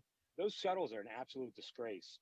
I think that they barely reach safety standards, and I'm definitely going to have my people look into it a little bit further. You can actually rent one limousine from Craigslist off of these people. These are the kind of people that we're subsidizing. And if you continue to subsidize and push the work out the door, like it sounded like the mayor wants to do on express lines and other things, this is what you get. You get a quality of product that is absolutely terrible. It's terrible. Whether there's 33 people in a shuttle or not, it should be us pulling them around. ATU Local 265. And if I was president when this stuff got out, we would have it. Thank you. Thanks, John. All right, Sam? Yeah, just to clarify, I'm not actually suggesting we outsource other lines. In fact, what we've been looking to do at the express lanes is, and we have done, is encourage employers to contribute to help support it. And that's what I wanted to see is if this is one of those lines where asking for employer contribution would be helpful. I know we're relying on grant money here, but I know we're going to be facing tough decisions in the months ahead. Thank you. So we have a motion and a second. And any other discussion on the motion? All right, I'm going to ask for a roll call vote. This is for item 7.3, motion by Liccardo, seconded by Hendricks. Carr. Aye. Carrasco. Aye. Cortese. Aye. Dieppe. Aye. Jones. Aye. Liccardo. Aye. McAllister. Yes. Nunez. Aye. Peralez. Aye. Rennie. Aye. Hendricks. Yes. Yes. Chavez. Motion passed unanimously. Thank you very much. We're going to move now to item 8.2. And just as a reminder for my colleagues, it's about 7, and I'm just saying this more to make sure that we have, we're going to need to make sure we have quorum for closed session. We actually have a few items there. So what we have before us is we're going to take item 8.1. We're going to hear item 8.2, then item 8.7. We're actually going to, hear those together. And then we'll go to item 8.3 and 8.4 and go down that line. All right, so if I could go to item 8.1.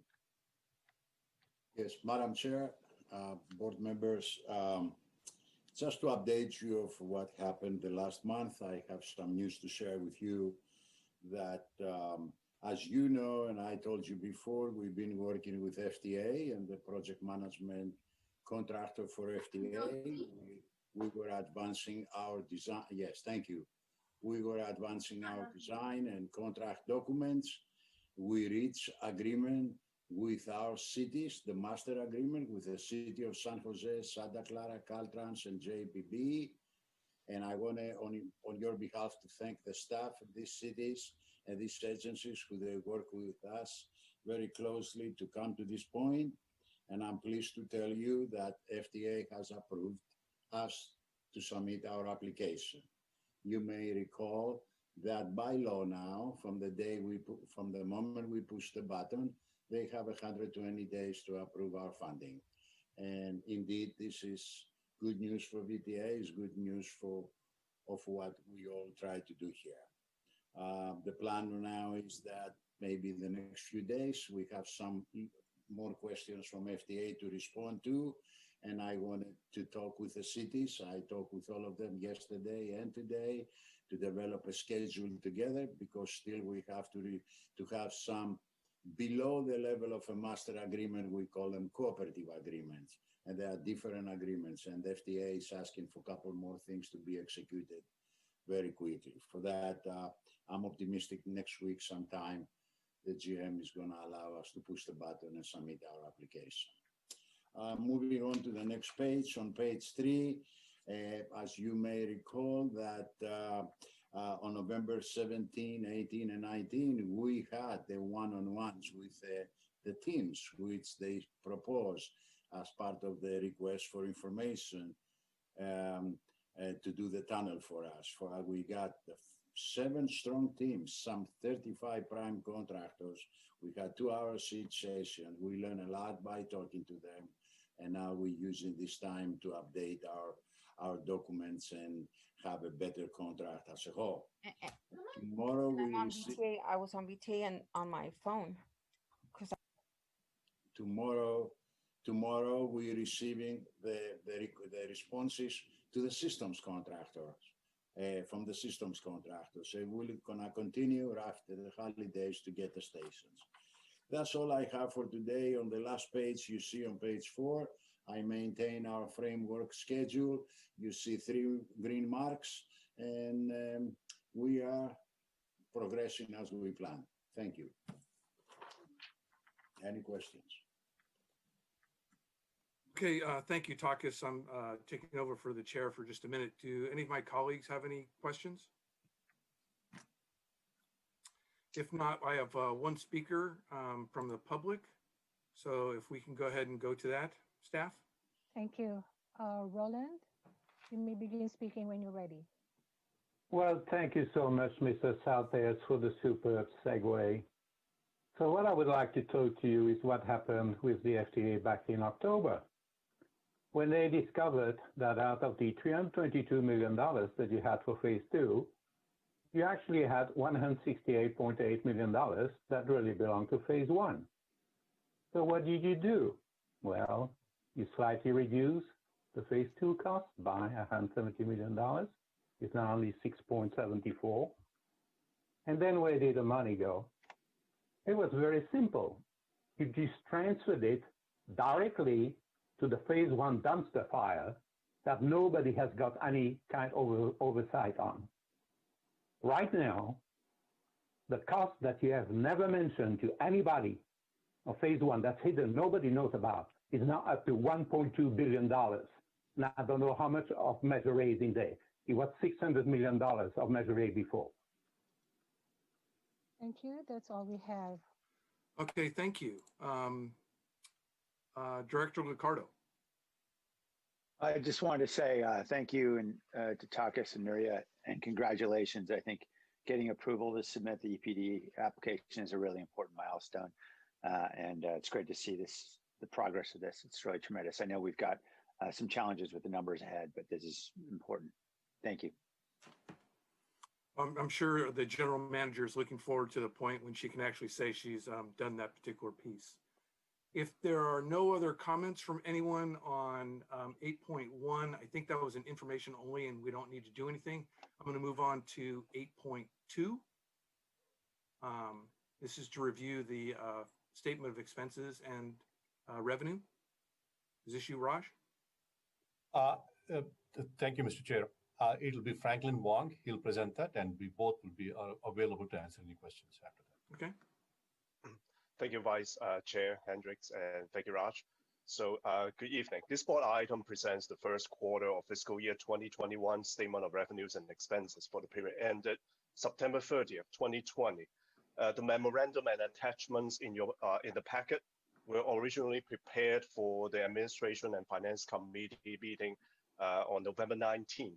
Since then, staff has received the final first quarter figures of local sales tax revenues from the State Department of Tax and Fee Administration.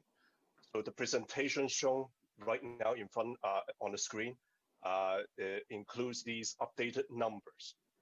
So the total revenues for the first quarter of this fiscal year was 11.7 million, lower than budget, in which 6.5 million of the negative variance comes from transit and paratransit fares.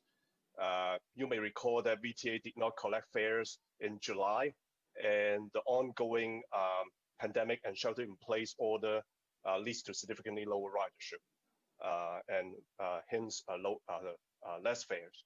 Sales tax-related revenues had a negative variance of $4.3 million, in which the 1976 half cent and 2000 Measure A sales tax operating assistance had a combined negative variance of approximately 4.8 million. Moving on to total expenses, it was $13 million under budget. Labor operating expense account for 8.4 million of the favorable variance due to staff vacancies higher than budgeted. Non-labor operating expense items that have significant variances are materials and supplies, traction power, and fuel, partially offset by unfavorable variance in reimbursements. For the other expenses and transfers line, paratransit is the main contributor to the favorable variance. I want to point out that throughout this tabulation, CARES Act funding is not included. Any negative operating balance at the end of this fiscal year will be bridged by such funding available. So in conclusion, the first quarter's operating balance, again, before CARES Act funding being included, was a negative 1.7 million, with total revenues at 113 million and total expenses at 114.7 million.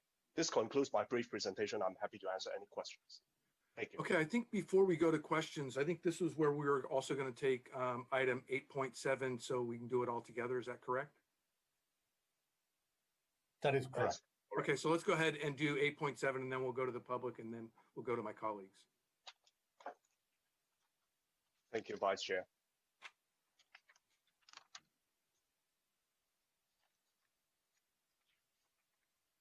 So without further ado, this is again an information item for the board for our forecast for staff forecast for fiscal year 2021 revenues and expenses. So I'll just dive into it with more recent information, as I mentioned a minute ago, on sales tax related revenues, transit and paratransit fares, and current transit service level since August 10th. Staff is projecting a negative operating balance at the end of this fiscal year in a range of 46.2 million to approximately 80.7 million. This range of figures are, again, before applying CARES Act funding to bridge any negative operating balance. In other words, for example, if the operating balance at the end of this fiscal year turned out to be 63.5 million, which is our base projection, the same dollar amount of CARES Act funding will be applied to bridge that gap, and approximately about $72.6 million of CARES Act funding will remain available for future use. Reserve balances will remain intact in that example. These preliminary projections are better than the ones that were presented to the board in August this year. Much of the, I would say, improvement comes from better results in recent quarters of local sales tax revenues than initially projected. However, I want to point out that in the last 2 quarters, I'm talking about April through June, which was the last quarter of the last fiscal year, and the first quarter of this fiscal year, July through September, local sales tax revenues were 17.7% and 7% lower than budget, respectively. With the recent surge in COVID-19 cases and potential stay-at-home order on the horizon, those factors could have significant short-term impact on our local sales tax revenues. So staff is working closely with different institutions such as UCLA to to update the projections, and we'll incorporate them in future projections and presentations. So quickly, I want to go over the fare revenue forecast in this projection as well. That number is based on actual fares collected since August 1st, since we resumed our fare collection. I also want to point out that Smart Pass contracts that we have with institutions have been extended for 4 months from for the expiration date originally scheduled on December 31st of this year to April 30th of next year, due to no fares being collected earlier this year. Our staff have reached out to many of these institutions, and we are anticipating that there will be significant reduction of enrollment in those contracts. So that will put some burden, that will put some pressure on our fare revenues as we move forward for not only the remainder of fiscal year 2021, but also in the subsequent fiscal year as well. Moving on to total expenses, that forecasted figure at 81.6 million is based on the most recent quarter that I just presented a couple of minutes ago, recent expenditure trends, and also marginal costs to be incurred for the increased bus services that my colleague will present later on in tonight's board agenda. That concludes my brief presentation, and once again, I'm happy to answer any questions. Thank you. Okay, Franklin, thank you very much. Before I go to my colleagues, let's go to the public, and if we can go ahead and start opening up our speakers. Thank you. Mr. Roland, you may begin speaking when you're ready. Thank you, Mr. Chair, and I really appreciate you bringing those two items together, because we're finally seeing what is left of the CARES Act. And this is the third and final reason why I'm asking for Mr. Trinard's resignation. Is that at the last board meeting, he said that the figures were not there because they were not available at the time of the presentation. This is false. In the small print, you could see they've known the numbers since August. Not only that, they were actually in the small print for the September and October ANF meetings. So Mr. Trinard absolutely lied. I'm going to leave it at that. The only thing let me just say, when you look at these numbers, we've essentially got enough left of the CARES Act funding to maintain service at least until the end of 2021. Thank you. Okay, thank you. Our next speaker, please. Yes, Mr. Bigman, please unmute and begin speaking. Hi, thank you. It was reported in the last item that the CARES Act can give matching funds. So you're reporting what you're reporting. There can be a matching fund situation. So at least you reported that. Thank you very much. I think what Roland's describing, is kind of my own feeling that, you're learning to try to talk about these budget issues to the public more, and it's been difficult. And I just hope you can continue to keep learning how to do that. I think there's a small business plan that's coming up that's going to talk about VTA issues. Maybe that can be of help and how to, connect with the public and just create a better transparency within your own selves and how to work at this time. And that can be of help to all of us, hopefully in the end. Thank you. Okay, thank you. That was the last of our public speakers. So I'm going to close the public speaker section. Do any of my colleagues have any questions or thoughts they'd like to share?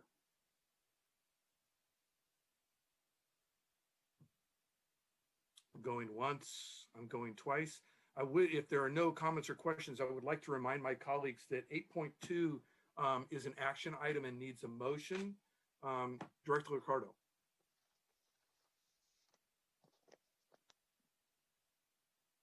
Are you there, Sam? You got your hand up? I'm sorry, forgive me. Rookie move.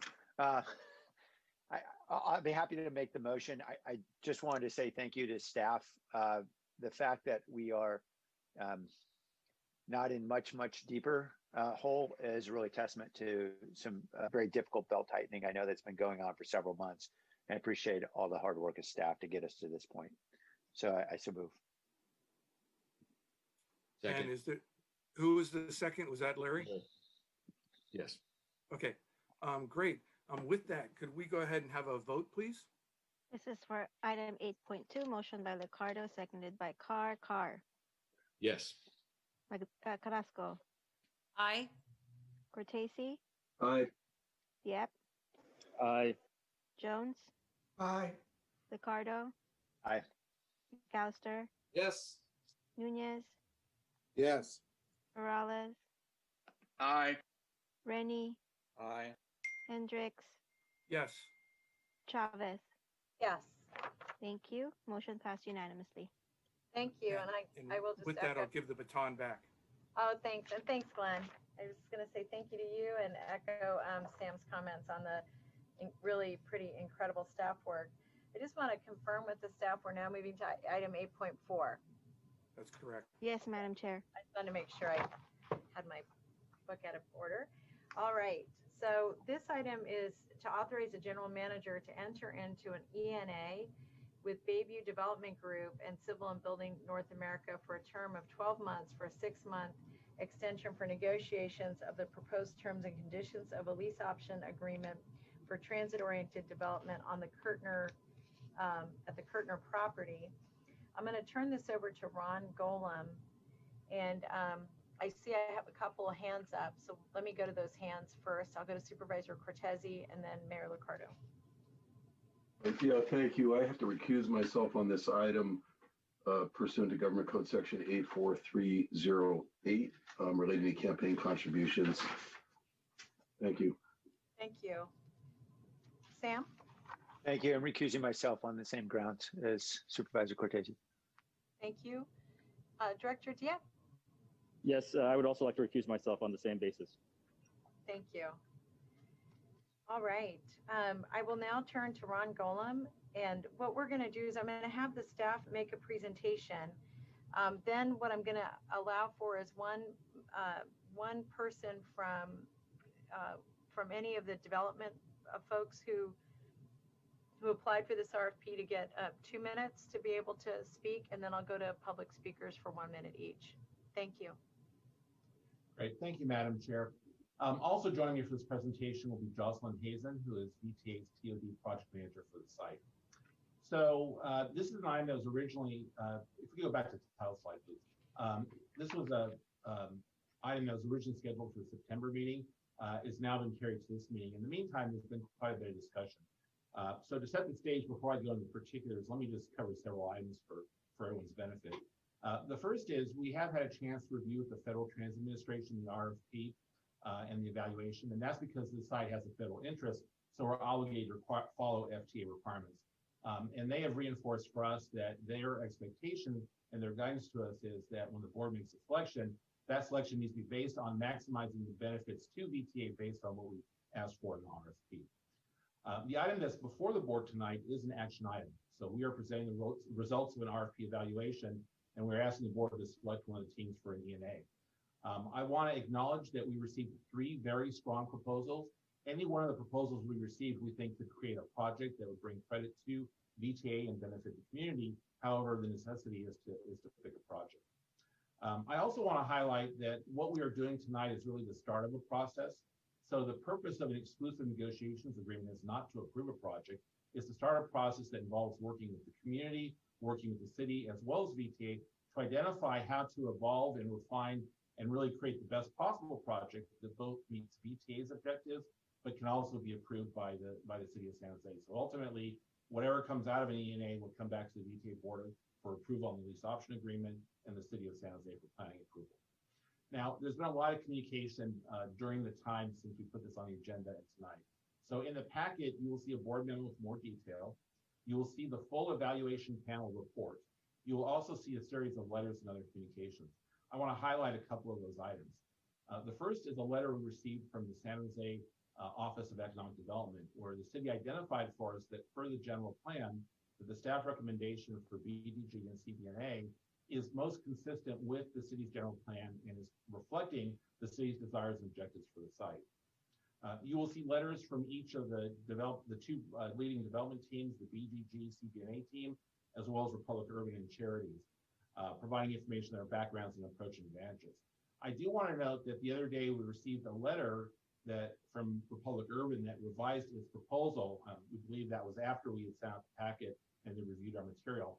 I just have to note that with respect to the RFP process is based on the information that's submitted by the deadline, the interviews, the questions we ask, the additional information we get, and the evaluation we've done. And that is so that we can have a fair and open competition as required by the FTA, and also so that we can fully vet the information. And for that reason, we are not able to consider the revised proposal put forward by Republic Urban. So with that, I'd like to go ahead and kind of talk through the RFP and the evaluation, if I could have the next slide. So I think we know there's been a lot of discussion about housing. I think it's helpful to review where VTA is at right now in this TOD program of housing production. What you see in the graphic is the projects that the board has approved that we consider our development pipeline for residential development. The blue bars are market rate and the green is affordable. Currently, based on what the board has done, we have nearly 1,100 housing units in our development pipeline, with over 400 of them affordable units per VTA's affordable housing policy. I also want to point out that the partnership we are creating with the County of Santa Clara, per the MOU and funding agreement approved by the board, that's focused on 4 VTA sites, in the near term will actually increase our affordable unit pipeline to over 1,000 units. So I just want to share with the board that in terms of housing, there's obviously a tremendous need, but VTA is already doing a great deal to set the stage for a very large amount of housing production in the near future. If I could have the next slide. So with respect to the Curtner site, this is our second try at selecting a developer. Our previous round in 2018 was not successful. This time we went through an RFQ and RFP. When we put out our RFP document, what did we ask for? We asked for projects that would increase transit ridership, that would create high quality mixed use TOD consistent with the general plan, and that would be allowed by the city of San Jose, that would generate long-term lease revenue for VTA, create affordable housing if housing is included in the project, provide access improvements, and create community workforce opportunities. Next slide, please. I'd like to now turn it over to Jocelyn to walk you through the particulars of each of the proposals. Thank you, Ron. So as Ron mentioned, we received 3 really great proposals from 3 really experienced teams. All are different just based on their visions for the project. The first proposal that came in was from Bayview Development Group, who's a local developer. You might be familiar with their Miro project, which is across from San Jose City's Hall. And they partnered with Civil and Building North America, who's a subsidiary of a worldwide developer who's familiar with mixed use and public-private partnerships. For Curtner, they proposed a 240,000 square foot office tailored towards medical office and life science, as well as 65 affordable units and 118 units of senior living.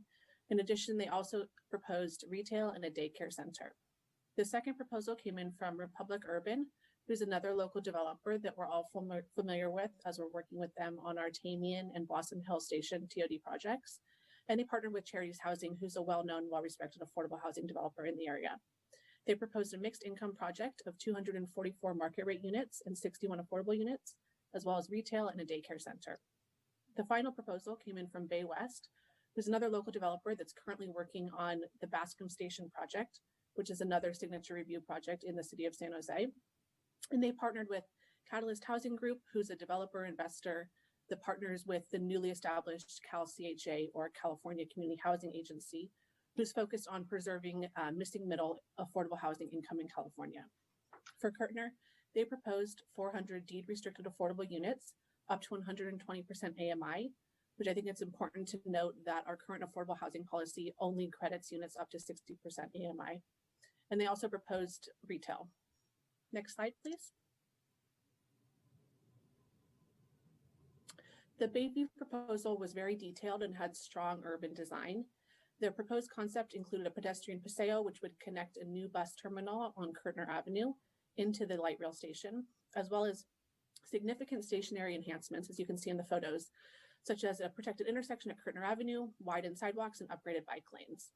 Lastly, the proposal included ambitions to target net zero water and net zero energy. Next slide, please. On their site plan, you can see 87 along the top, the Curtner Avenue on the left. On the left-hand side is the office and parking. And then on the right-hand side, you see the senior living facility, the affordable housing, and then the daycare. Next slide. Thank you. On Republic's proposal, you see on the first photo, you can see the market rate building on the left and the affordable building on the right. And then down the center is a transit plaza, which would connect relocated bus stops on Canoas Garden into the existing light rail station. The plaza also includes stationary enhancements such as improved lighting, wayfinding, bike share, and other public amenities. Their team also proposed an off-street path, which would connect Mill Pond Drive into Curtner Avenue. Next slide. Here you see the market rate building on the left with the pedestrian paseo in the center, and the affordable building on the right with surface parking on the rest of that parcel, as well as the small triangular piece. Next slide. Bay West proposal included a simple sketch design, but the team proposed working with the community for input regarding project details as the project progressed. So their site plan envisioned 2 wrap-style residential buildings, which would be flanked by a pedestrian and retail paseo entrance into the light rail station. And they also proposed relocating the bus terminals onto Canoas Garden. Next slide. On their site plan, again, you see 87 on the top and Curtner on the left, as well as the 2 wrap-style buildings with the pedestrian paseo entrance into the light rail station. And then they've proposed a park on this small triangular piece. Now I'll pass it back to Ron to go over the economic comparison of the proposals. Great, thank you, Jocelyn. So this table summarizes 3 key metrics for us: how many new transit riders we get, how much fare box rating that is, and then what's the value of the proposed ground rent. With respect to the transit benefits, we have a model that calculates in terms of riders and fare box that was developed by our independent transportation consultant, who's a national expert. They're in fact the same folks who developed the model that BART uses for this purpose. And what that model does is it uses transportation industry standards for how many riders are generated by different types of land uses to estimate the results. And it is the case that employment in general does generate more transit riders than residential.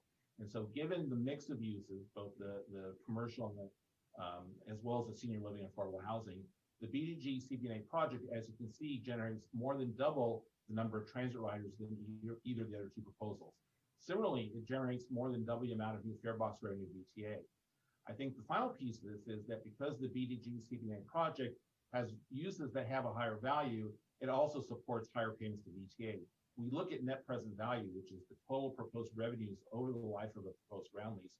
We discount it to today's money to get a value that we can compare fairly using a 5% discount rate. And as you can see, the BDG CBNA project would generate $20 million on a net present value basis. The Republic Charities project, $11 million. Now, the Bay West is a bit different because their model is that essentially they'll take on building this housing and providing this wide range of things, but they do not generate any ground rent for the first 35 years. After year 35, we could own the building. And of course, depending on what scenario you have, those values after year 35 could be very large. But of course, anything that's 35 years out is extremely speculative. Next slide, please. So for the evaluation, we convened a panel consisting of VTA staff.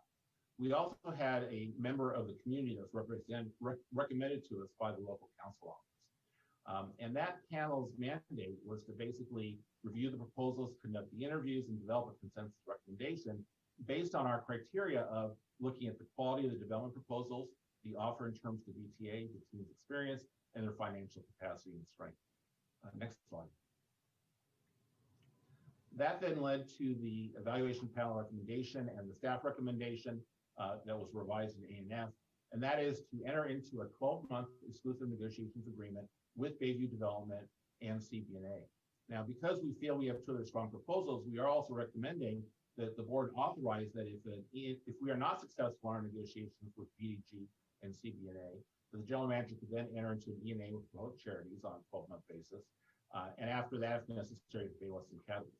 I'll also note that part of the panel's work is identify opportunities to enhance the projects. And so just to touch on a couple items, for BDG CBNA, we want to focus on greater assurances about completion of phase 2 and ultimate build out and greater commitments on sustainability. For the Republican Charities proposal, we want to focus on making the affordable housing design and quality more comparable to the market rate housing. Final slide, please. So I'd like to sum up in saying that the basis for the staff recommendation is that the BDG CBNA project clearly best meets both VTA and city goals.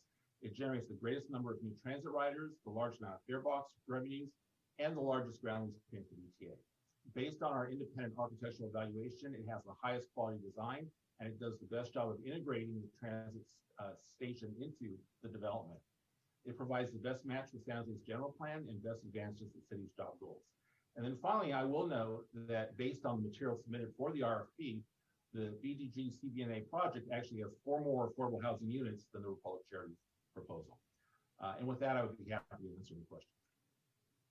Thank you. What I'd like to do, if it's all right with my colleagues, is I'd like to take the public comment and then come back to the board for discussion. I think we might benefit from hearing from the public. I'm going to give my clerk colleagues a little bit of a challenge, because anybody who, I want to give at least one speaker representing the development group 2 minutes.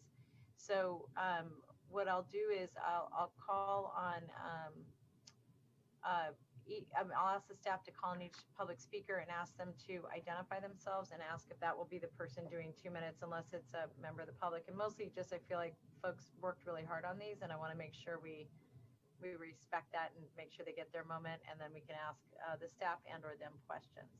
So if I could ask the clerk to call on our public speakers, and if the public speakers identify themselves as representing a development group, they can speak for 2 minutes, but only one person for each group can speak for 2 minutes. Thank you. Yes, we have Ted McMahon from Bayview Development. I will unmute you. You may begin speaking when ready.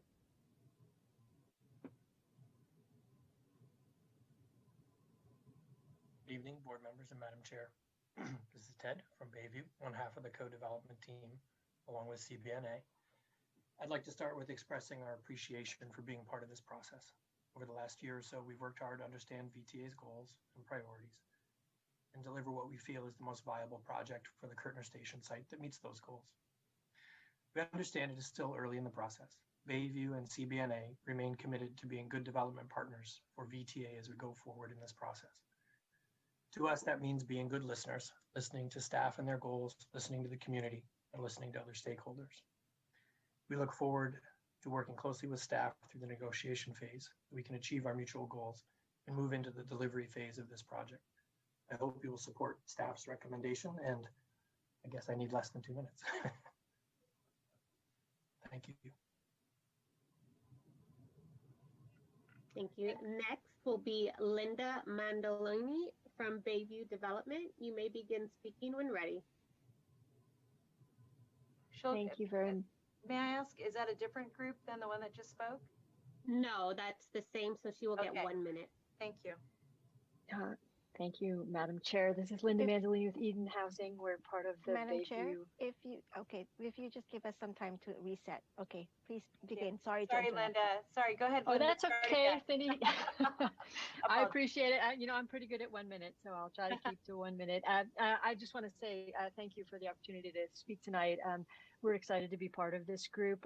As many of you know, Eden has worked for a very long time in Santa Clara County and has built more than 1,000 units of affordable housing in San Jose. We are thrilled to be part of this team. We've worked closely with the VTA before on the Ohlone Chenoweth site. We also have another project directly adjacent to the Blossom Hill site. And we've worked with other transit agencies in other parts of the region. So we are very adept at transit-oriented housing. We also have a similar project with a life sciences company in the North Bay. So we've been part of a commercial development like this. And so we think that we're uniquely qualified to be part of this team. And we're excited to be part of this. And we hope that you move forward with the recommended proposal. That's it. 10 minutes, 10 seconds to spare.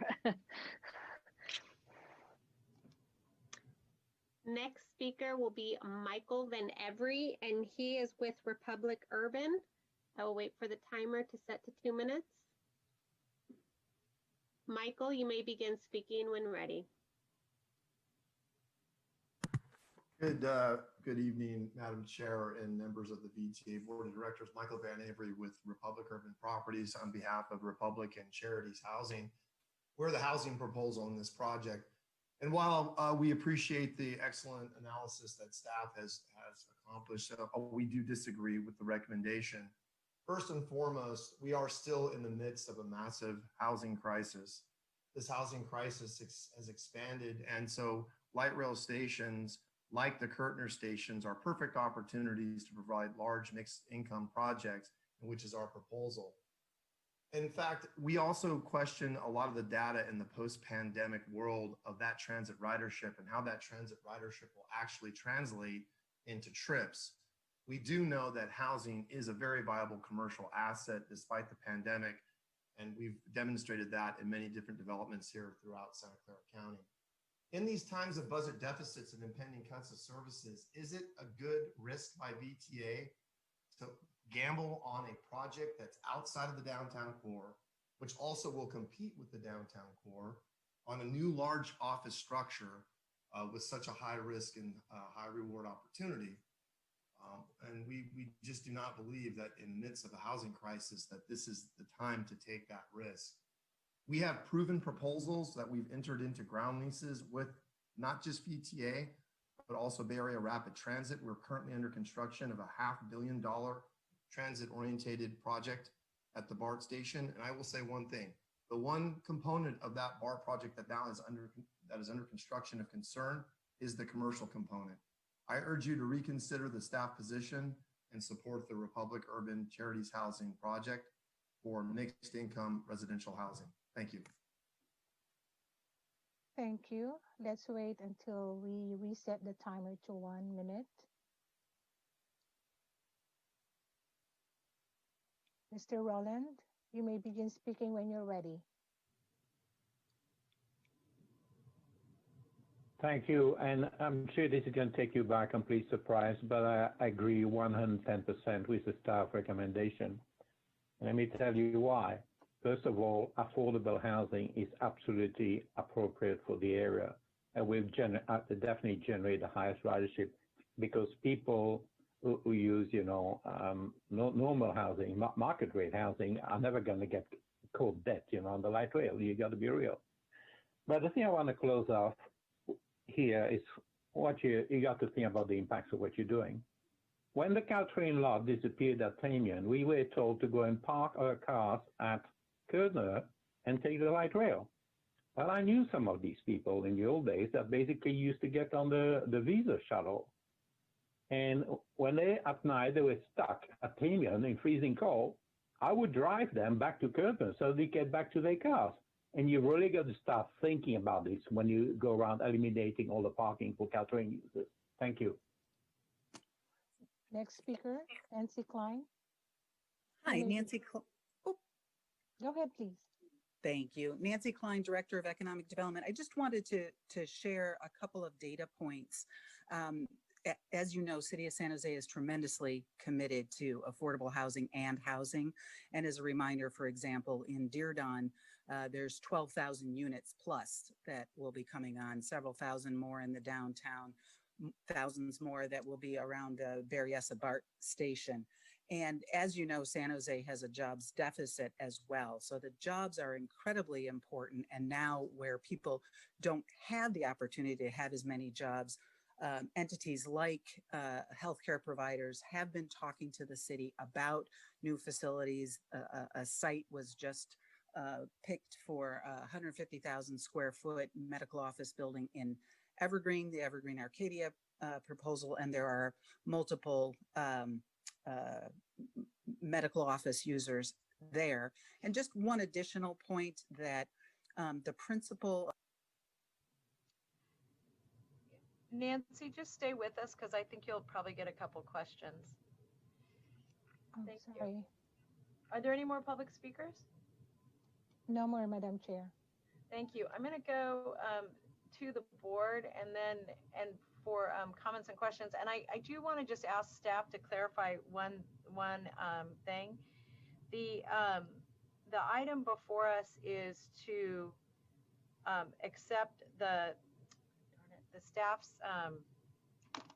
staff's recommendation, and if the staff's recommendation is not the primary direction, what is the recommended action from the board, or requested action from the board of the staff? Yeah, I think, Madam Chair, I think as I understand your question, staff's made the recommendation, and we've sort of talked about how this is the best proposal overall. If there is a decision by the board to go in a different direction, I'm going to presume that's in the direction of favoring housing. I do believe that, based on FTA's guidance to us, that we would have a challenge justifying a decision for housing at this point, because we can't show that we've maximized the benefits we have in our RFP.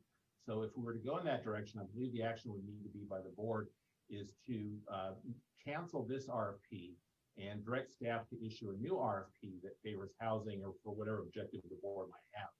Now, I will share that in that scenario, I think the challenge we would have is that if we're being asked by the board to do a new RFP that is favoring housing, I think we would have a difficult time with staff seeing how we could put that out without support from the city of San Jose with respect to the general plan and approvals for doing that.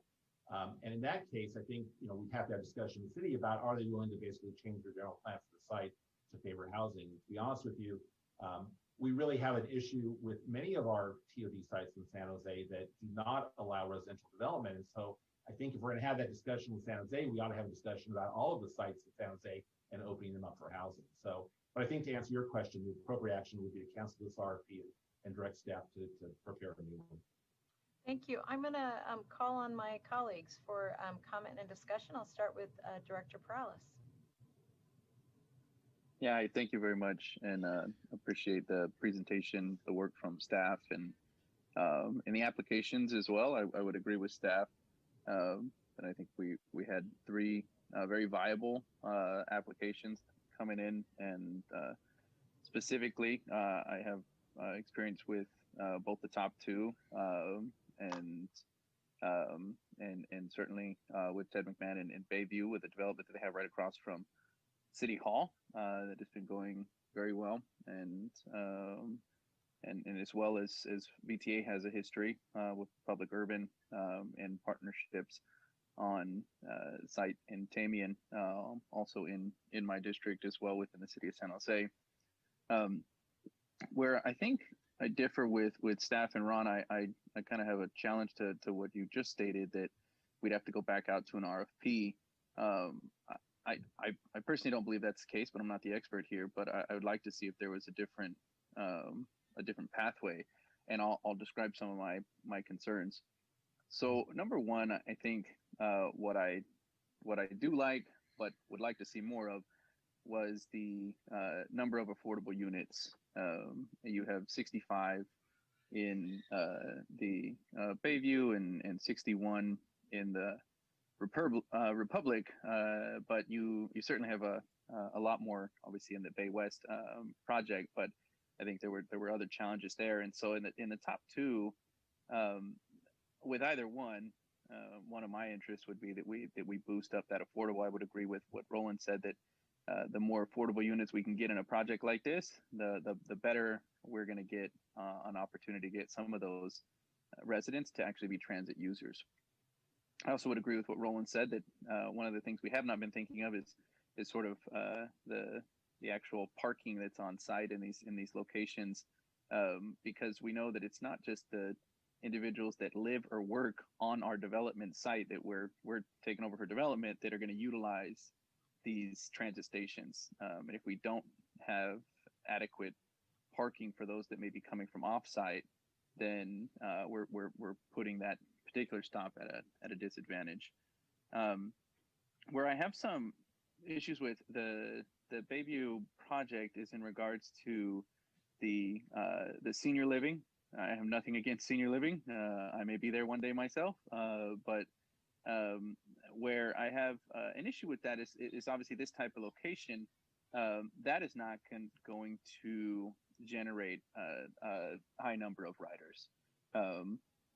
Affordable housing indeed will, but a senior living facility is going to be significantly less in regards to the actual number of transit users.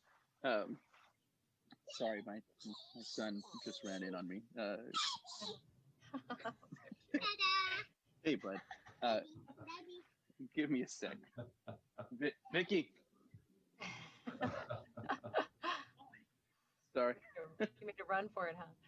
Yeah, it's getting close to bedtime. Sorry, bud. So back to my rant. We'll see if he joins us again. So the senior living, I think, certainly not a best and highest use where I see along a transit line or specifically on VTA property. But the other one where I have a challenge, and actually I'm curious how much, Ron, you may be able to help with, simply the land use and the tools that we have to kind of determine ridership. I don't disagree that in general, when you look at jobs creating land, office development, that we can see higher ridership. But I don't think it's a blanket statement that just sort of wherever you put new jobs, that you're going to have a similar number of riders because of that, simply because there's maybe a transit stop or a transit line nearby. I think when you have jobs hubs like we have in North San Jose or in downtown, I do think that those numbers go up. Even still, as we know, for instance, a jobs hub in North San Jose, and even where VTA's line or VTA's headquarters are, we don't even get a high number of our own staff taking the light rail into work or back. And I know this because I've taken it with people like Roland from time to time, and certainly and understand there are a good number of users. But as we have discussed, even within our own organization, ways that we may be able to motivate people to ditch their car, and could we, do things like charge for parking, and see if we couldn't get people to actually utilize their free VTA passes, whether they're VTA employees or even City of San Jose employees, with the number of passes that go underutilized.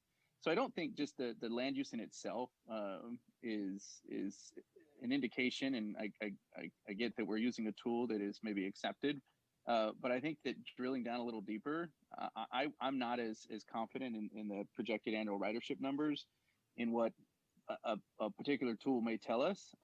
I'm just using logic, and I'm using historical information based on the developments that we have, the areas that we have. The area we're talking about here, this particular area, Curtner, where I'm looking at how are we going to actually generate the highest number of riders, and not simply because it plugged into a tool and a particular land use told us it would. And so that's where I guess I have some concerns, but I'm not an expert at this tool, and certainly willing to be open-minded, and curious, Ron, if you can describe that, how maybe refined this tool is, and is it as blunt as I'm thinking, where it just sort of it takes in simple data and puts out simple results, or is it much more refined to that and I'm just not aware of that? Yeah.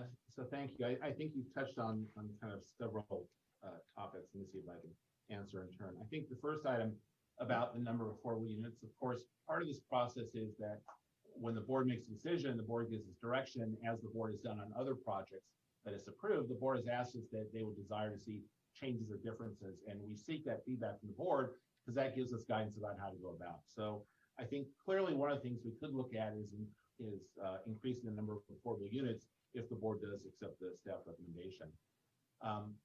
I think that will be one of the issues we explore. I will share with you, and I'm not saying that this isn't possible, but I think it's helpful to understand, and this is why I even invite Eden or Charities if they're in the room here, is that one of the challenges of affordable housing is that it's such a creature of the funding sources because it's so difficult to put together and the way the funding sources work.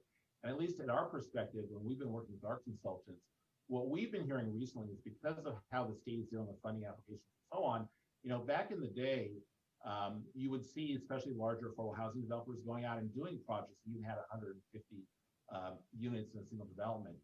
Right now, the trend seems to be more in the direction of doing smaller projects because it's just much easier to assemble the funding and make it work. And so the feedback we've gotten from our affordable housing consultants is that the sweet spot in the industry now is really more in the 60 or so unit range. And I think it's interesting that both in the proposal from Eden and in Charities, you see projects in about that size range.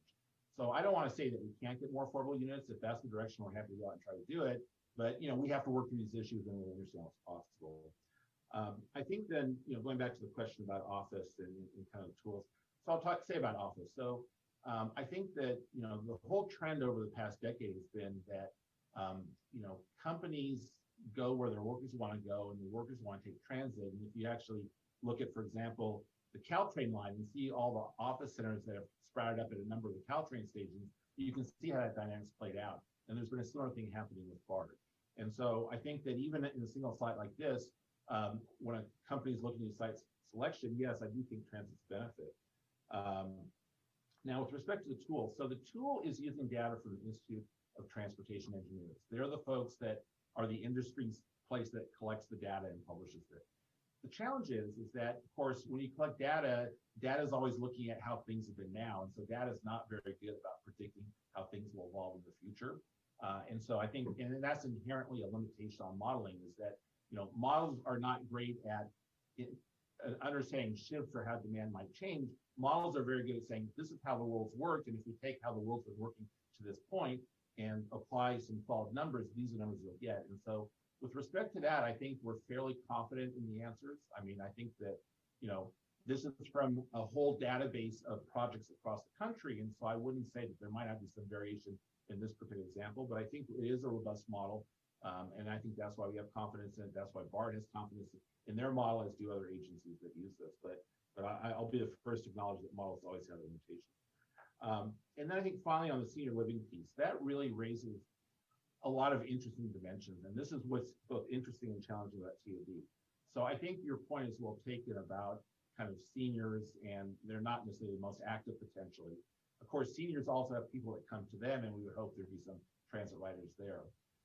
But it's a fair point you bring up. So on one hand, when we do these TOD projects, the reason we don't try to do, for example, 100% employment at every station is that the trick is that we're trying to get ridership, but we're also trying to get ridership throughout the day. And we also know from experience from places that work that when TOD is most effective and most helps transit, you actually have destinations along a transit route that give places that people know to and from in terms of where they live, where they work, where they shop, and so on. And so what we try to articulate is the idea that in the ideal world, we're trying to create mixed use, mixed income, and I would say for all age ranges, housing and employment and retail and entertainment uses, not necessarily all in the same place, but along our transit network. That's really the best vision of TOD and creates the biggest benefit. And what's the right proportion in each particular location? Obviously that's a judgment call. It's based on what cities want to do. It's based on what the market wants to do. It's based on community and kind of board direction. So I think, you're making a reasonable point about senior living, but on the other hand, we don't have any senior projects that we're aware of elsewhere along our lines. And I do think if you think about a larger vision about a transit corridor and the uses that are in there, having some housing opportunities for folks at an older range, especially helping folks potentially in that neighborhood, stay in that neighborhood as they age, I think that has value itself. But that's a judgment call. So Ron, thank you for that response. I just want to, we have a few more folks that have their hands up. And so Raul, did you have any other questions? And I'm just going to comment that in general, I'm going to try to keep people in 10-minute chunks. Raul, did you have anything else? Excuse me, I did. I can wrap it up though. So I'll make it brief if that's all right. Yeah, of course. So and thank you very much. And thank you, Ron, for that. I think, it wasn't for the time constraint, I might dive a little deeper, especially sort of into some of the analysis there and my understanding and experience with the use of some of these tools. And I think certainly they don't go down to the minutia of what we know of particular areas, what we know of particular developments. I think when you look at larger scale inputs like land use itself, sure, you can get out particular outputs from that. But I think that's, in my mind, why I assume these decisions come to the board, so that way we can help craft the best decision for us as an organization. What I'm concerned about is it sounds like we don't have that ability today. It sounds like, Ron, you're saying if I was to recommend that we sort of switch the order here and we move forward with the Republic Charities development proposal, that that's not possible, and that instead you would want to go back out to an RFP. In my mind, that takes the board out of the equation, and you know, kind of makes me realize that you know, we're not you know, able to make these decisions for what's best for our organization, that instead we're reliant on a tool, and then we're reliant on our interpretation, in this case, of FTA's thought for what's the best use for a particular area. So I'll leave it there. I completely disagree with that. I think this board should have the authority to take a look at these types of proposals. As even you've stated yourself, Ron, these would all be acceptable, you know, sort of on face value. Then in my mind, we should be able to have the ability to make a distinguishing difference on which one we decide may be best for the organization moving forward. So with that, I will actually make a recommendation that we do move forward with the Republic Charities proposal. And I would not like staff to go down the path of reissuing an RFP. And so Raul, before they that's do, a motion? yeah, I'm sorry, a motion. Yeah. And Okay. but I want to make sure that staff does not take that motion as direction to just go and cancel this and issue another RFP. I would rather Yeah, like no, to. I understand, Okay. but can I just clarify, Raul, just because I want to make sure I get this accurate. Thank you. Your motion is to put to move acceptance of the charities Republic proposal and do an ENA with them. That is correct. Okay, Yeah. so we have a motion. Do we have a second? Second. So a second from I think it was Magdalena or Bob. Yes, I can't. thank you. Thanks, Magdalena. So we have a motion and a second. Any other comments on the motion, Raul? I just wanted to make sure it was clear that you know, because I know what Ron was stating was that you know, any shift in direction here would force us to go back out to an RFP, and I want to make sure that that's not the direction that this board suggests. And then instead, if we were to do that, we would ensure first that there was no other option, right? That we literally would have to go back out to an RFP before we could actually move forward with this motion. And then lastly, I would like, as we go into negotiations, if indeed we do move forward with Republic Charities, that we try to push up that affordable unit number. I would agree with staff that they already listed that in their presentation as well. I would agree with that, and that should definitely be front and center with that project. Thank you. So we have a motion and a second, and I'm going to now just go back down the list of commenters. And I apologize, I do want to keep people in a 10-minute range, and it's not to stop you, but it's just to make sure that other people get to weigh in, and then I'll come back if people still have comments. So I'm going to go now to Rob. Thank you, Chair. Mr. Gollum actually answered part of my question and made part of the comments I was going to make. Really, my question, though, is that the chart doesn't really bring into account the risk factors into the decision. And you started talking about some of the risks. When I look at, you know, the BDG CBNA, for example, it's in two phases.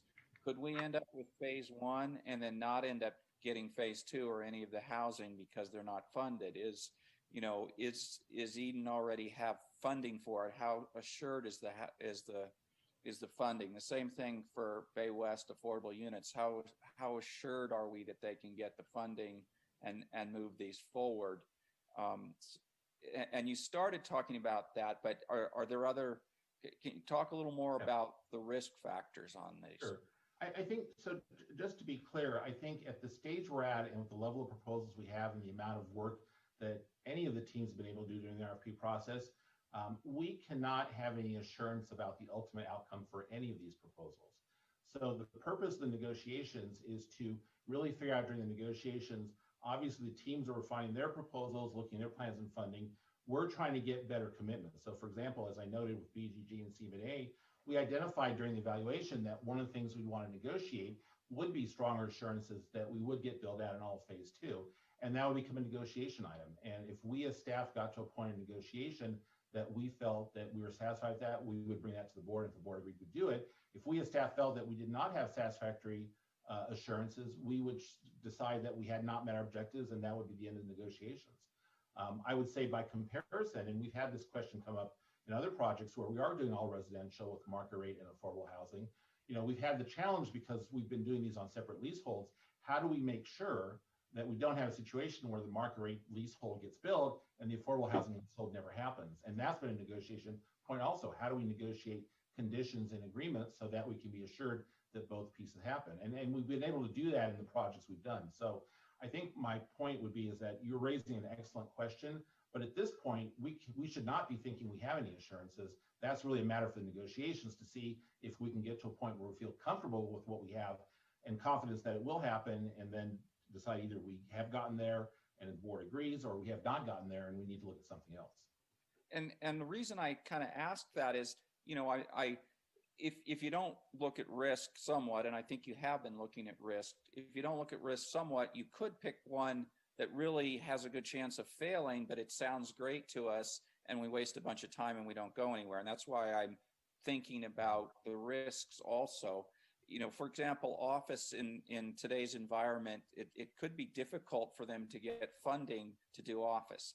I look at it and I say, well, medical office probably has a better chance of getting funding. And so maybe that project does go forward.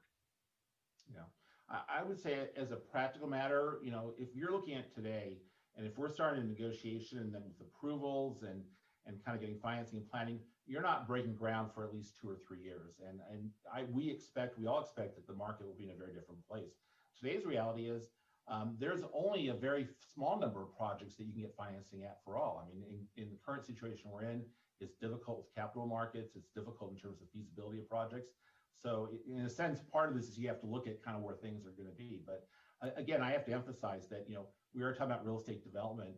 Whatever the use, whatever the program, real estate development is inherently a risky activity. And so part of what we're doing as staff is we're looking at proposals that come in. This is why we have independent consultants. So we have experts in development economics and market conditions. We have experts in design. And we look at these factors and we really try to say, what is both the benefits and kind of quantify and present it to you as the board, but we also try to then share with you our recommendation based on kind of where we started at and what seems reasonable and most likely what we believe is the most appropriate path forward. But I think that we should always be aware that all projects have risk and there are no guarantees. Okay. I'll just make some comments so we can move on to other people. You know, I view it a little bit different than Raul. I also think that, you know, we want to build as much affordable housing as possible. I'm definitely an affordable housing advocate. When I put on my VTA ridership hat, though, I disagree a little bit. I think seniors, as they get older, don't want to drive, and I think having them close to transit is actually a good place to put senior living, and I think that it will be a benefit for them, and we will get ridership out of that. Medical office, I think, is going to generate a lot of ridership. We know it generates a lot of traffic whenever we try to plan that. So one way I look at the light rail, everything south of San Jose is kind of isolated because it's difficult to get places if you're not going downtown. And usually there, you know, how much is there to get in the south part of the light rail system? By putting, you know, a destination that's, in other words, there's a lot of housing south of the downtown. So it does make sense to me to put destinations like office there. And you know, we are going to be adding a lot more office downtown, so that will enliven the south part of the light rail system also. But this, you know, I for a long time have thought we shouldn't just be putting housing on our transit system. We need to put other destinations. If you think about it, if I live on a transit system, but I need to go to somewhere that's not on the transit system, that's more difficult than the other way around, right? If I take the transit system and then I have to get off and somehow get to a medical office that's not close by, that's difficult to do. The other way around, well, I could get a ride from my house, my wife, my husband, walk because maybe it's not too far, or I drive, but I get to the transit, but then it arrives me at my destination, and I don't have to worry about needing a car or whatever to get to the other part. So I've always thought getting more office kinds of destination on the transit system will help our ridership. So I do like the staff's choice for those reasons. I know Raul disagreed, and I would disagree from you know, I'd love to have more housing standpoint, but from a VTA system standpoint, it makes more sense to me. That's concludes my comments. Thanks, Rob. I'm going to go to John. Yeah, mine would probably be a little simpler. So, Ron, if we had certain criterias, and I'm looking at your RFP evaluation criteria, you had, you can look at return on investment, dollars, how many housing, if we were looking for affordable housing. I noticed the community benefits. And this particular, so help me understand how, when you looked at the VTA has a goal of putting in housing. Well, this doesn't really reach that goal of primary. So is our primary goal to get a financial return from the RFP? So let me clarify. I think that with respect to our TOD program, our goals are not housing. As I said before, our goals are mixed use and mixed income, because we believe ultimately from a system perspective, that's going to both maximize the benefits in terms of transit. But then what our goals are, and this is what the board adopted when we revisited this last year, is in priority order, our number one goal is to grow transit ridership. Then our next goal is to have our projects hopefully be a catalyst to creating transit-oriented communities, because if our projects can help spur other owners around the stations to do similar TOD projects, that multiplies the transit benefits. And then our third goal in that order is revenue generation. Now, in addition to those three primary goals, we've laid out other objectives. So what we said is, when we have housing, and the amount of housing ultimately is a function of, again, land use plans in cities and markets, but when we have housing, 35% of those units that build out will be affordable households at 60% AMI or less. And when we have a project that has any housing, at least 20% of those units will be affordable at that same level. And then we have other goals about community workforce opportunities. So, we have a lot of different goals, but that's a short answer of kind of how we rank them and how we do them. Ron, you had me at the three goals. Okay, so that was very, that was helpful. So the other question is, I saw the community about the daycare, and so it's listed as community benefits. Is the total 9,000 square foot including the outdoor play space, or just indoor? I'll ask Jocelyn to weigh in on that. It includes the outdoor space. Okay. Is it going to be subsidized daycare? I think if Bayview's still on the line, I think we can perhaps ask that. Well, if I could, I think that that's an example of, these proposals are still at a level where we don't have the details. So I think, the board, again, if the desire is to have a certain amount or increase the amount of subsidized housing, we can do that.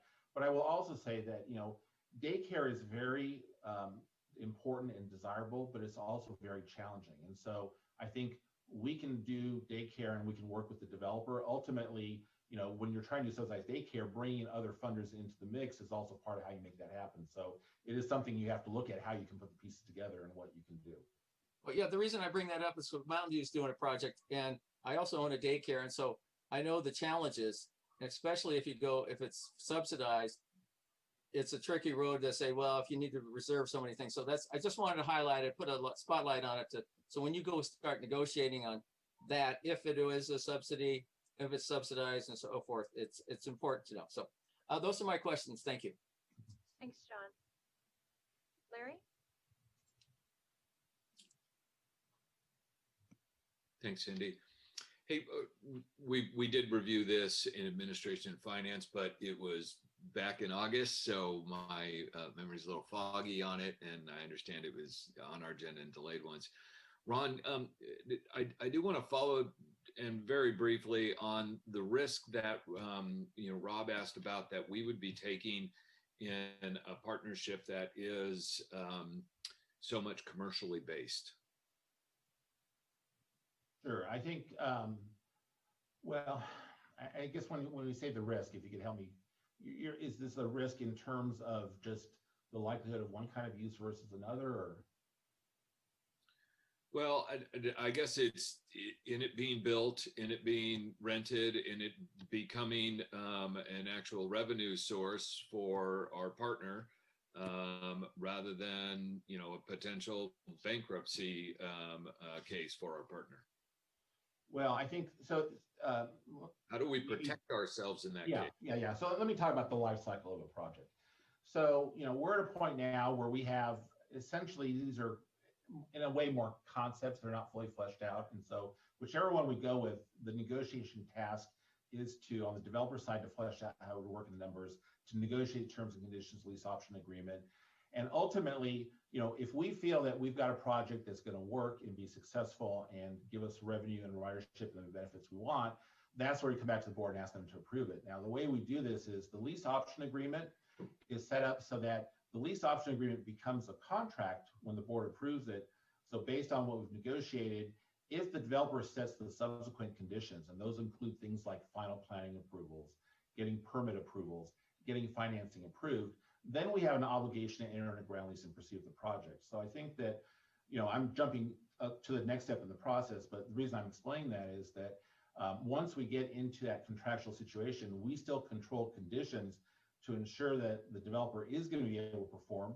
And ultimately, we're not the only deciders in this. When you go to lenders and investors, they have a very kind of strict way of looking at projects and deciding what they're doing. So I think there's a series of steps in the way. And so really our task in this next phase, which is taking these fairly conceptual proposals and digging into them, is really understanding all of these items better and understanding how we can manage them. And do we think it's doable? And is this going to get us results? And how do we structure an agreement that protects us and gets those benefits? And so that's kind of why you hear me talking about this as a starting point. This is not we're going to accept one project or another. It's a starting point for negotiations. Okay, I appreciate that. In the interest of time, Cindy, that's plenty for. Thanks, Larry. I'm going to go to Glenn and then to Chappie.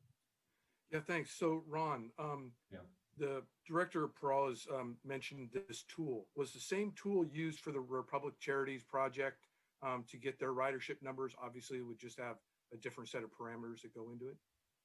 We've used the same tool for all the proposals received on this one.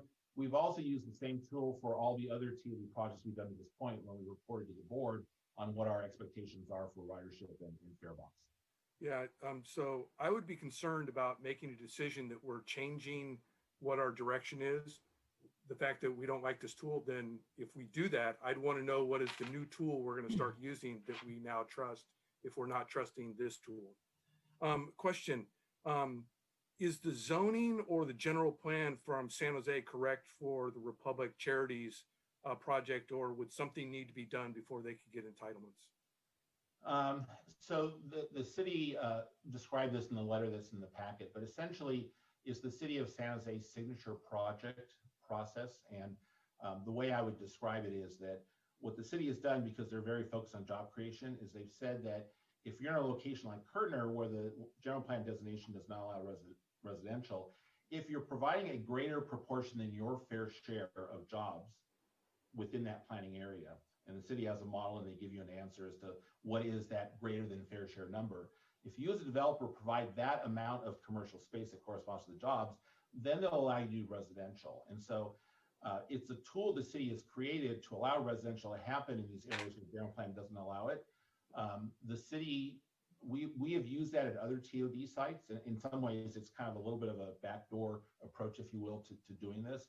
But the issue is that, you have to meet the number the city wants, and then you have to go through an approval process. It involves, plan and other amendments. And so it is a discretionary action on the part of the city. Okay, so there's an additional step. I'll just say there are additional steps compared to a project that aligns with the general plan. Okay, and so there's a specific motion on the table. So I would be voting against this motion. It appears that we're changing our objectives or the success criteria. And to me, what the success criteria were the maximum benefit to VTA, which is both riders and what is cash that we can go ahead and get, and that housing has always been the add-on piece to those objectives. And I just want to note that our housing objectives from VTA are pretty high, and it's across the entire portfolio, not specific to every single property that we have to go ahead and do. I would also go ahead and say the reason that we use tools is so that we can get objective and consistent information out of them, not just my opinion versus somebody else's opinion. And I would also say that if we are going to go down the path of not selecting Bayview, then I would agree with staff. Let's go back to the RFP process, because I think what we fundamentally said is that we have different set of objectives and criteria that we put out in the original RFP, and I'll stop right there. Thanks, Glenn. Chappie? Thank you, Chair. I have some real concerns from a process standpoint. I know that staff has worked closely with the City of San Jose to design the scope of this project, taking into consideration San Jose's desire to bring in jobs, particularly at that location. And so this project was scoped out. It went out to an RFP. People responded to that RFP based on the requirements that were in it. And then it went through a selection process, and we selected the firm that was closely aligned with our objectives. So my question to you, Ron, and also to you, Evelyn, is can we even make a decision to select another firm at this time? It seems to me in any other RFP process that I've ever been involved with, that you either select the firm that's recommended by staff, or you reject the whole thing, and then either go back out to an RFP or just shut it down. So my question is both to Ron and Evelyn in terms of, can we even make a decision like that? Yeah, I'd like to let Evelyn speak to that first, and I can follow up. I can take that question.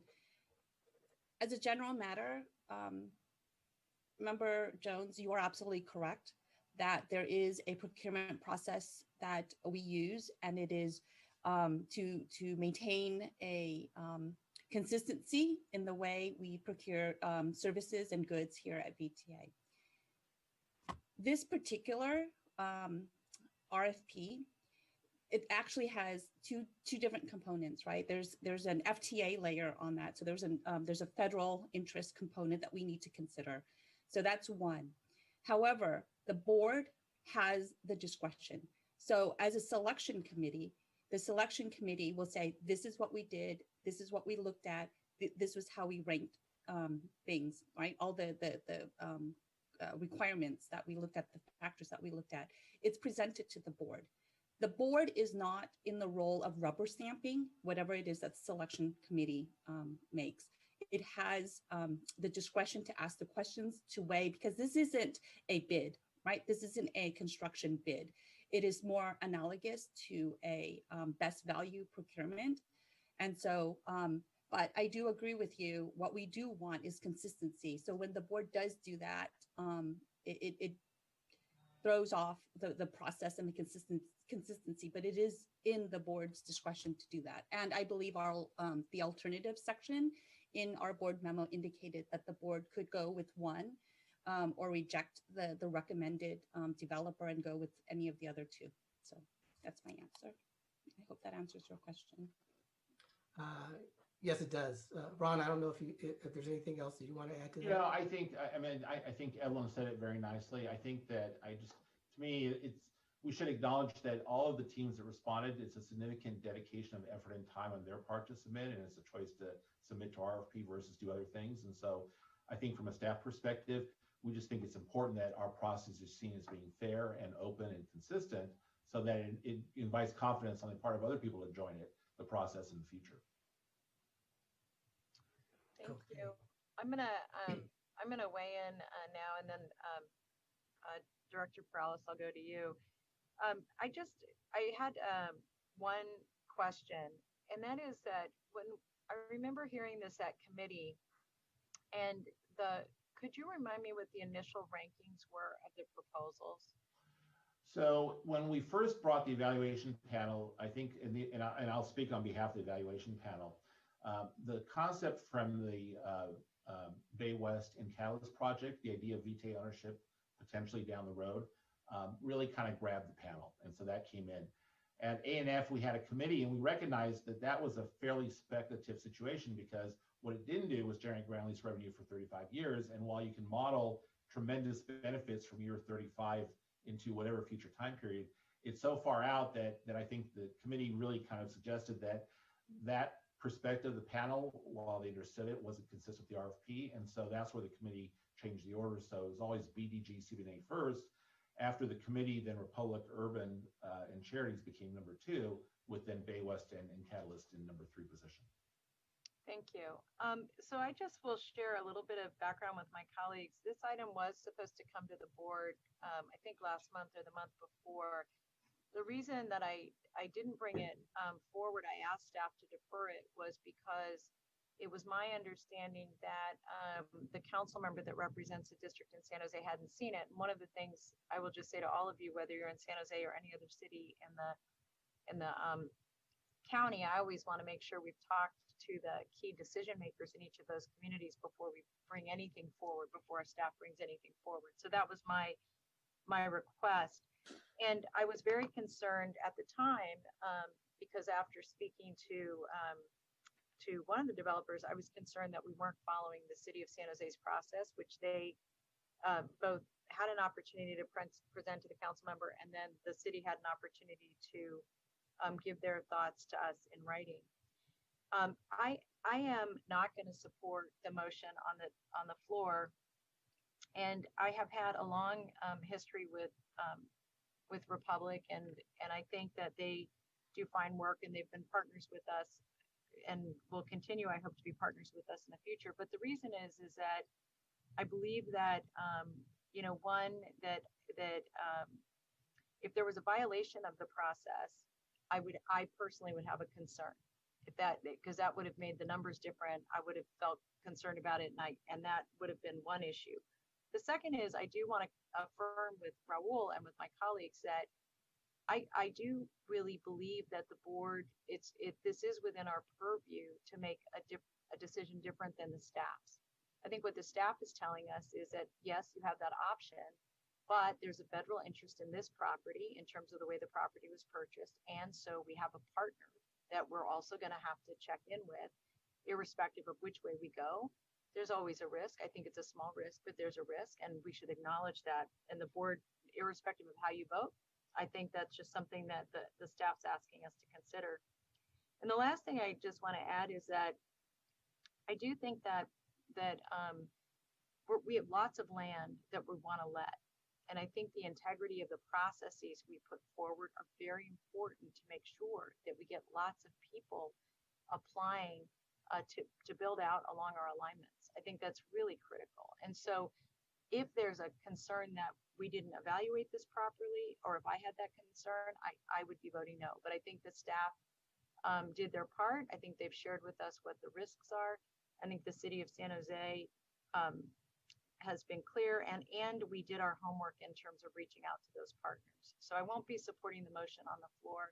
If there's a motion to go back to the original after we take action on this motion, I will be supportive of that, to go back to staff's recommendation. I'm going to now go to Raul and then to Bob. Thank you. I'll be brief. I appreciate Evelyn highlighting the point that because it sounded like some of the conversation was getting to the board being a rubber stamp on staff's recommendations. There's a reason why we're a democratically elected body for an organization, and it's not to just put decisions through tools and then rubber stamp them when they come forward to us. It's to be able to use our discretion and use those tools to help us, use staff to help us make decisions, but ultimately as a democratic body, to be able to make those decisions. And so I appreciate, Evelyn, you pointing that out, and I think it's fine that we may have difference of opinions, but if anybody is simply here to rely specifically on the tools that we may have at our discretion and rubber stamp items, I think then you're in the wrong spot. Thanks. Bob? Mine will be short. After listening to the council really say that it was written in that we could take the recommended one or any of the others, it feels to me as if the choice really could be any one of the three, number one. Number two, I don't think we're going that far afield. And actually, everything you said, Madam Chair, leads me to feel that I could actually support the motion as it's been presented. So I'm going to be supporting it. mostly because I didn't really hear any reason why not after listening to you. So thank you. I don't know how to take that, Bob, but okay. No, but you know what? Look, on this kind of thing, reasonable people can disagree. I totally understand that.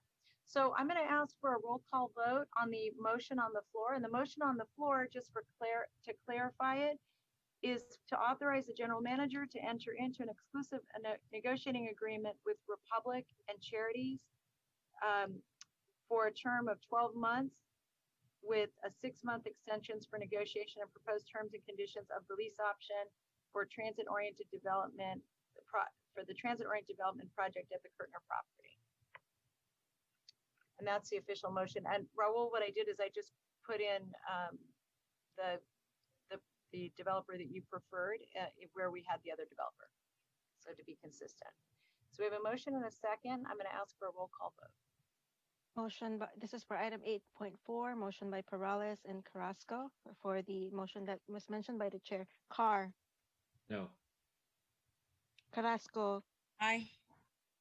Dieppe. Dieppe has recused, so is member Cortese. Jones. No. McAllister.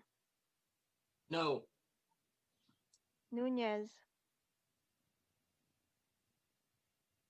Board Member Nunez. Bob, come back to him. I think he. Okay. Yeah.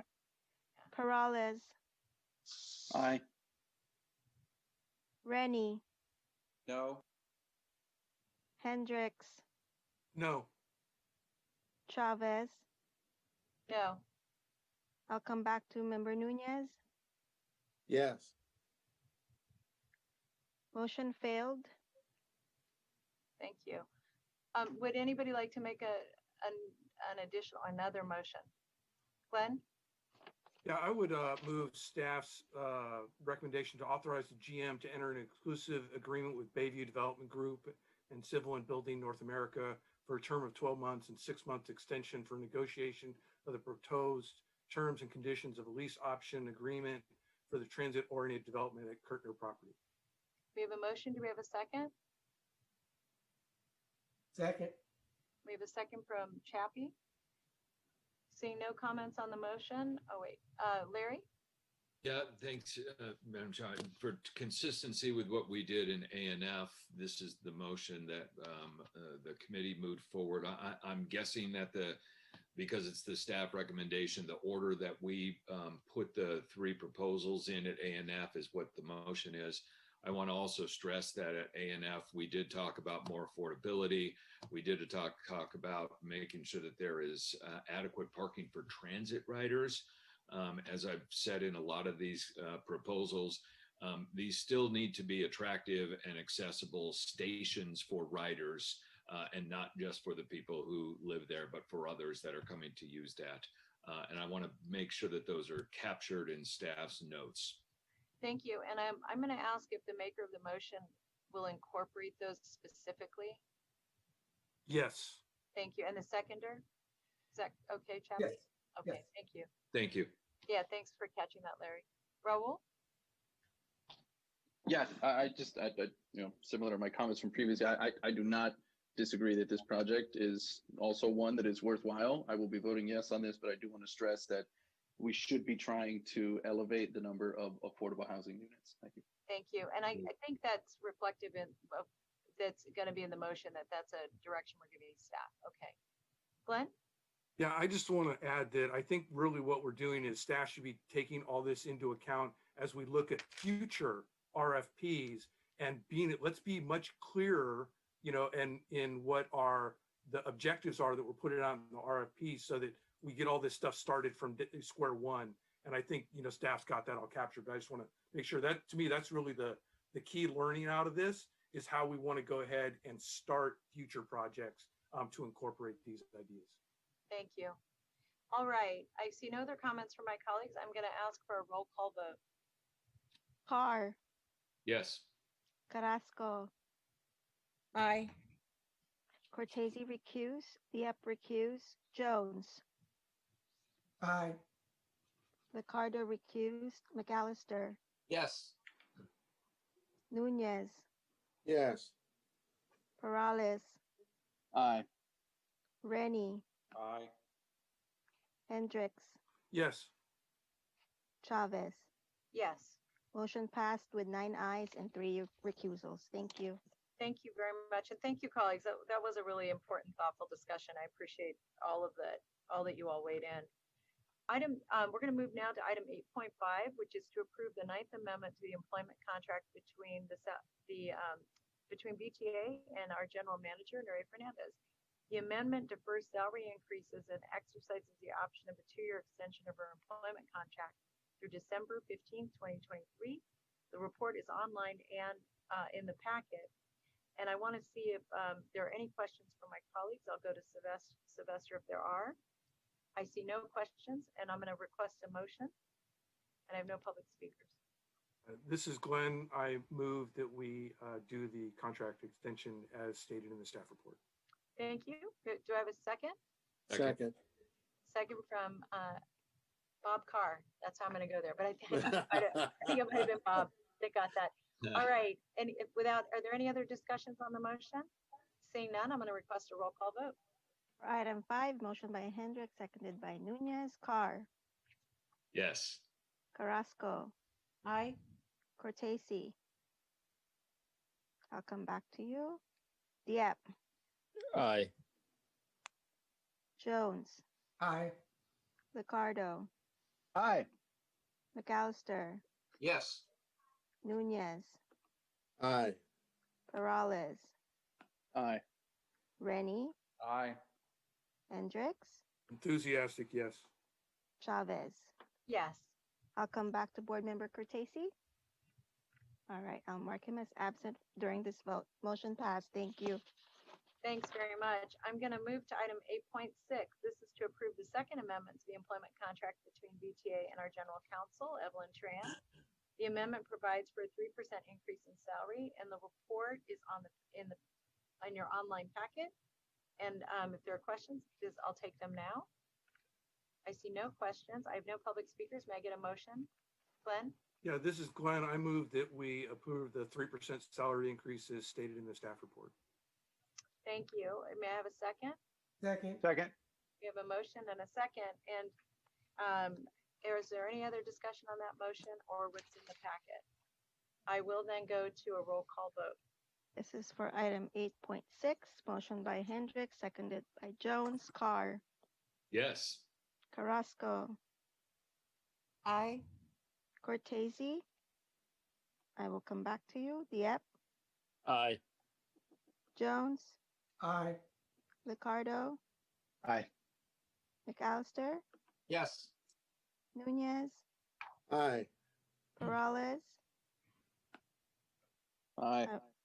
Rennie. Aye. Hendricks. Another enthusiastic yes. Chavez. Yes. I will come back to Member Cortese. All right, I'll mark him as absent. Motion passed. Thank you. Thank you very much. We're now going to move to item 8.8.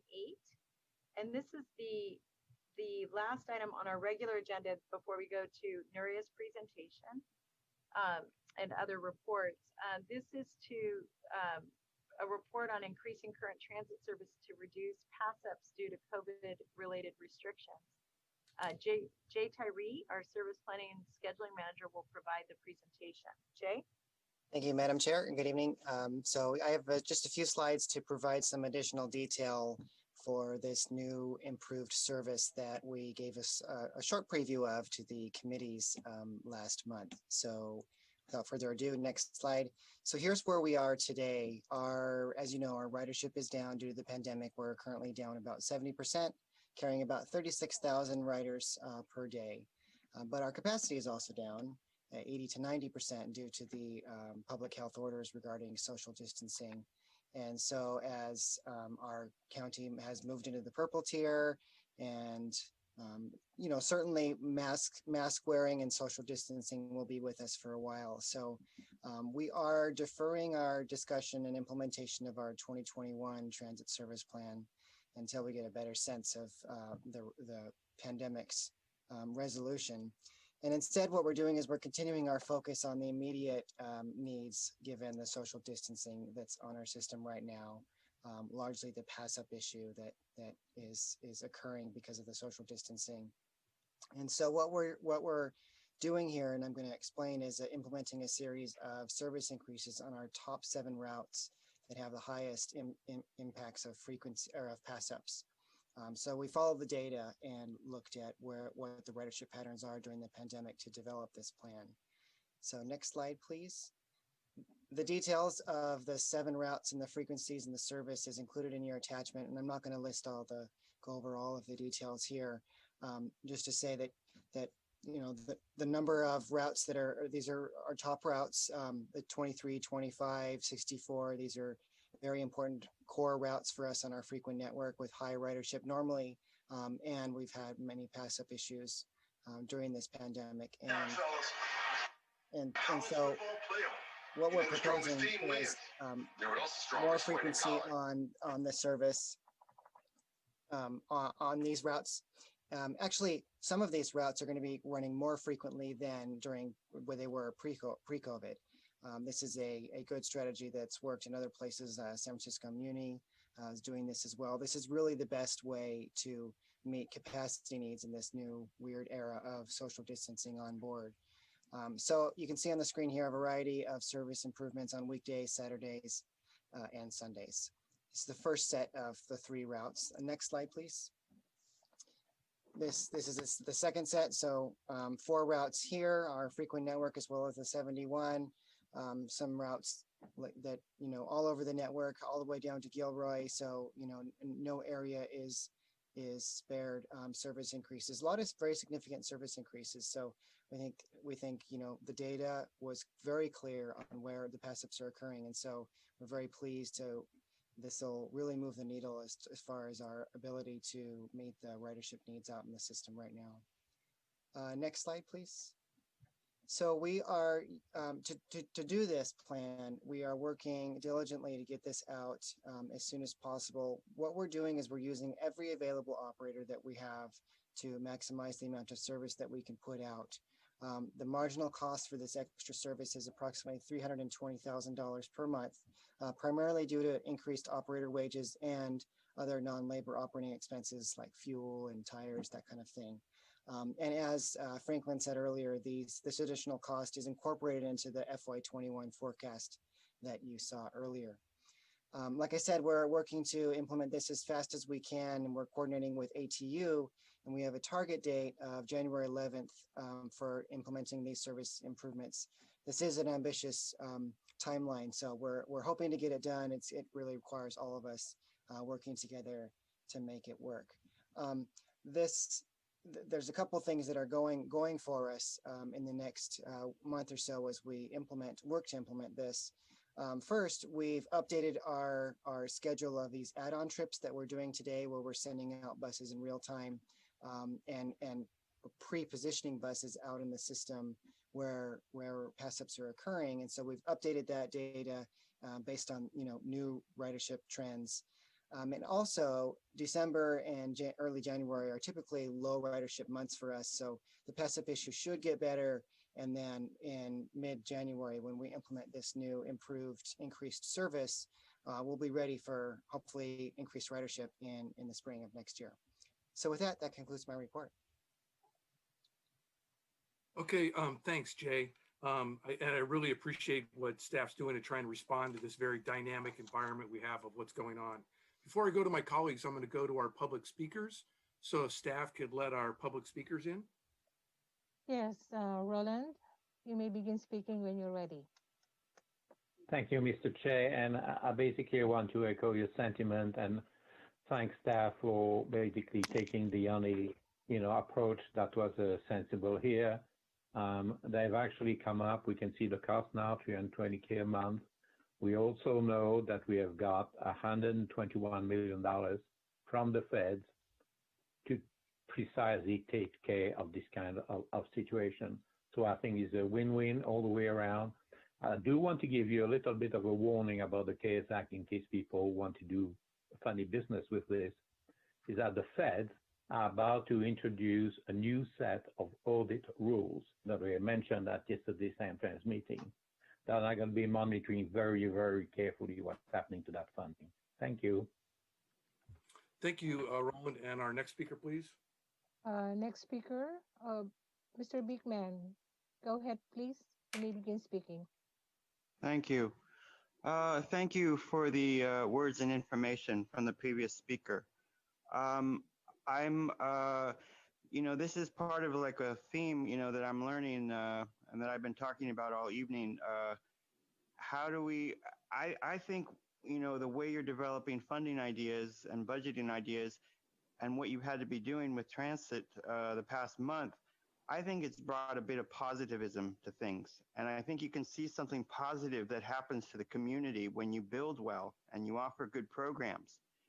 And especially in this time of COVID, we got forced to do things because of COVID.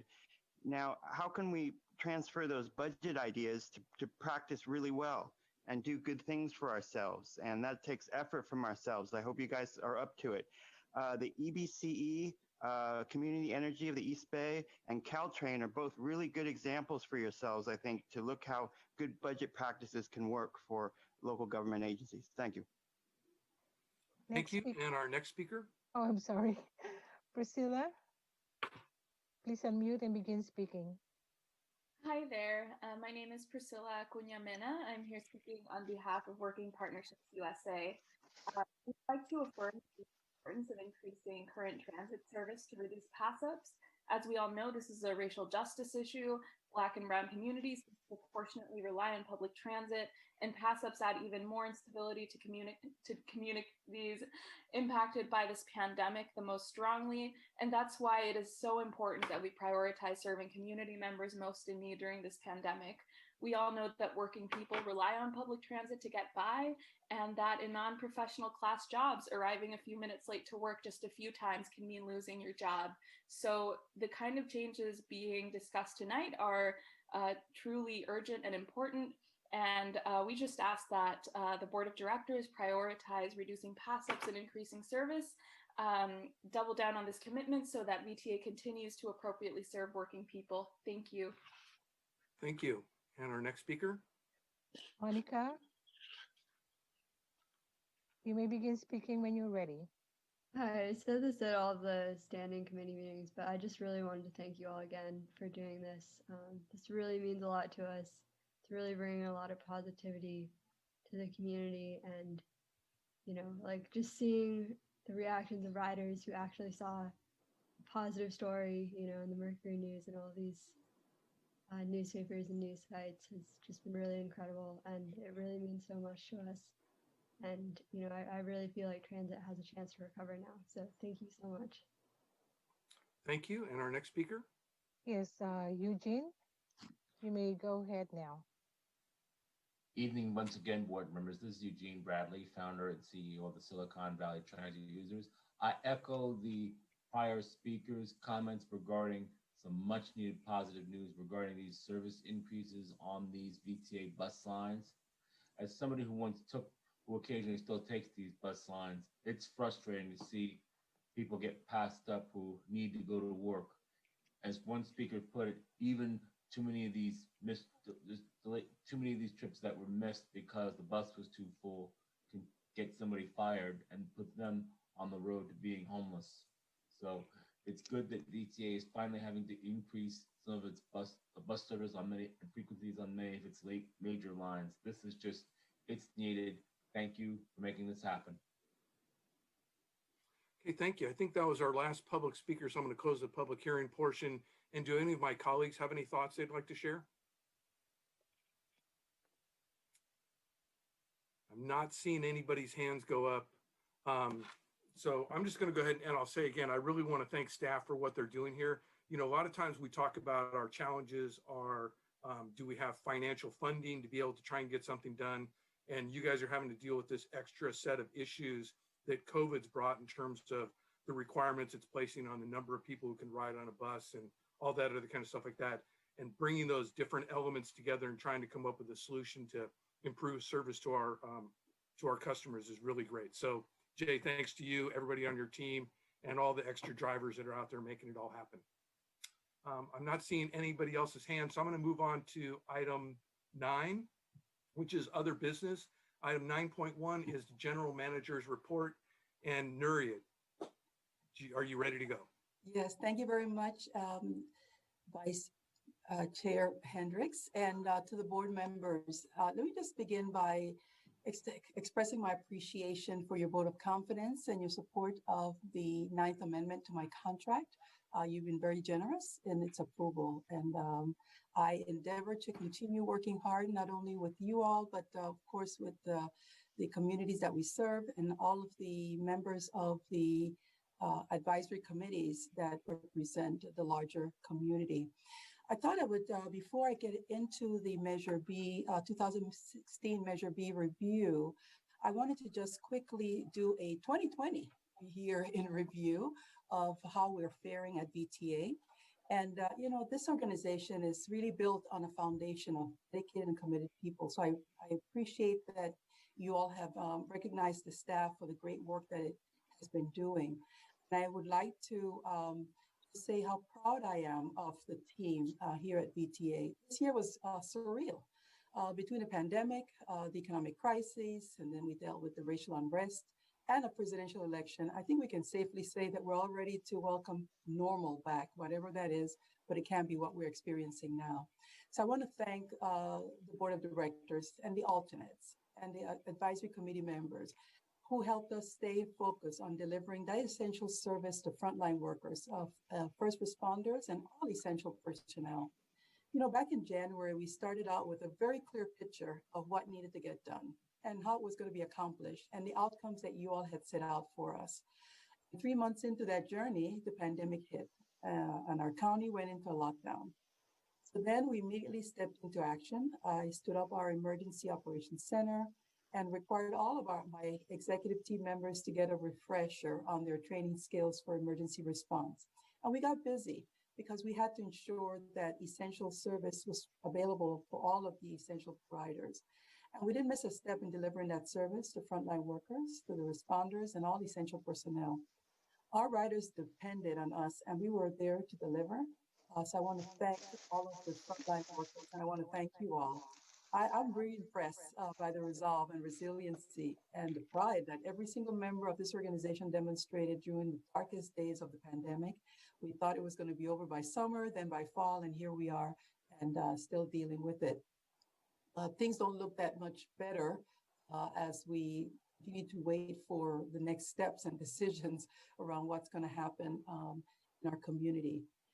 But we have proven that we're not just an organization of buses, trains, highways, bike lanes, and pedestrian pathways. We are an organization of people who help people, and we help them find solutions to their mobility needs. And our employees are really the heart of this organization, our most important asset.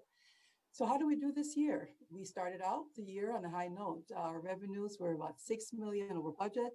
We were optimistically monitoring a 3% uptick in our ridership following the December rollout of our new transit service plan. And we completed the Matilda Interchange and the State Route 237 Express Lane projects as we continue to hold line on our expenditures.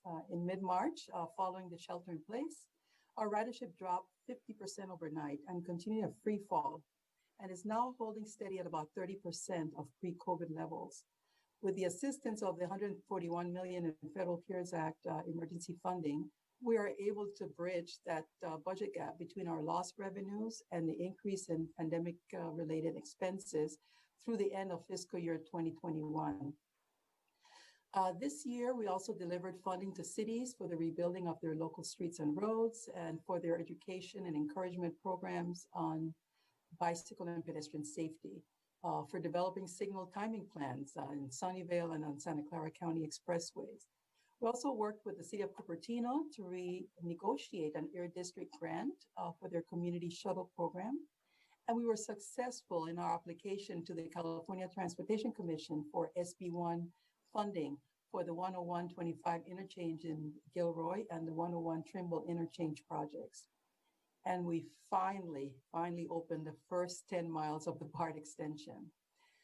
On the safety front, Year to date, we have experienced 48 bus versus vehicle incidents, with the highest rates of collision at Santa Clara on 2nd Street and Alum Rock Avenue at Capitol Avenue and El Camino at Charleston Road. So we're working with the cities, in particular, the City of San Jose's Vision Zero Task Force. We have a meeting next week to go over locations and explore some possible enhancements related to road and pedestrian safety. It's something that we need to continue monitoring and not just talk about during Safety Month, something that we need to continue driving home. On the ridership front, I mentioned the 30% of pre-COVID levels where we are now, slowly moving in a positive direction. Both our bus and light rail increased 11% ridership from September 20th, 2020 to October 2020. We also conducted a customer attitude survey to just determine what our customers are expecting, those who are riding, those who used to ride but we have not seen, and we will have results available in the next few weeks. My expectation is that when we host our workshop, board workshop early next year, we'll have a broader discussion around our existing situation, current condition on ridership, on funding, and then on customer demands. So looking ahead, we will develop the business plan. We touched on that a little bit earlier today, so that we can set the direction for the future of our entire transportation network, not just transit. Position our transit services for a post-COVID environment, and introduce options for advanced technologies on our rail guideway, particularly as we're talking about the new transit of the future. We want to enhance our service to customers and stakeholders, and we want our workforce to be future ready. So early next year, when we hold that workshop, we will be reviewing potential alternative technologies for the next generation light rail, discuss high policy level impacts on our mission, pandemic, on the funding and the service, and develop a draft allocation expenditure plan for the 2016 Measure B investments program. And just to wrap up some additional news, we created that special link with the maps to show the voting centers so that our customers could use it as a reference for the November election. And we saw that ridership did increase on election day, and that we're hoping that that was the result of that really important tool that turned out to be very effective. And then lastly, our VTA, in celebration of our employees who are always so given and have such a great heart, they collectively raised over $20,000 for the Second Harvest Food Bank of Silicon Valley. And we had a friendly competition among the and motivated by the given spirit. So with that, I'm confident that the organization is well positioned for the year ahead. Change will continue to disrupt and challenge us, but we need to be prepared. We need to be prepared with data. We need to follow the science, and we need to have discussions that are based on information as it relates to what our next steps should be. So my team and I are up to it. We'll put safety first, and we will deliver a first-class service and improve our customer satisfaction in everything we do. So that's my commitment, and I appreciate your support this last year. So with that, Mr. Vice Chair, I would like to 2016 B outlook, and if I could have that first slide come up. So first of all, I would like to note that this is the first time that the entire VTA board will be viewing a presentation on this subject. I know there's been a lot of discussion about it, but this is our first time presenting it.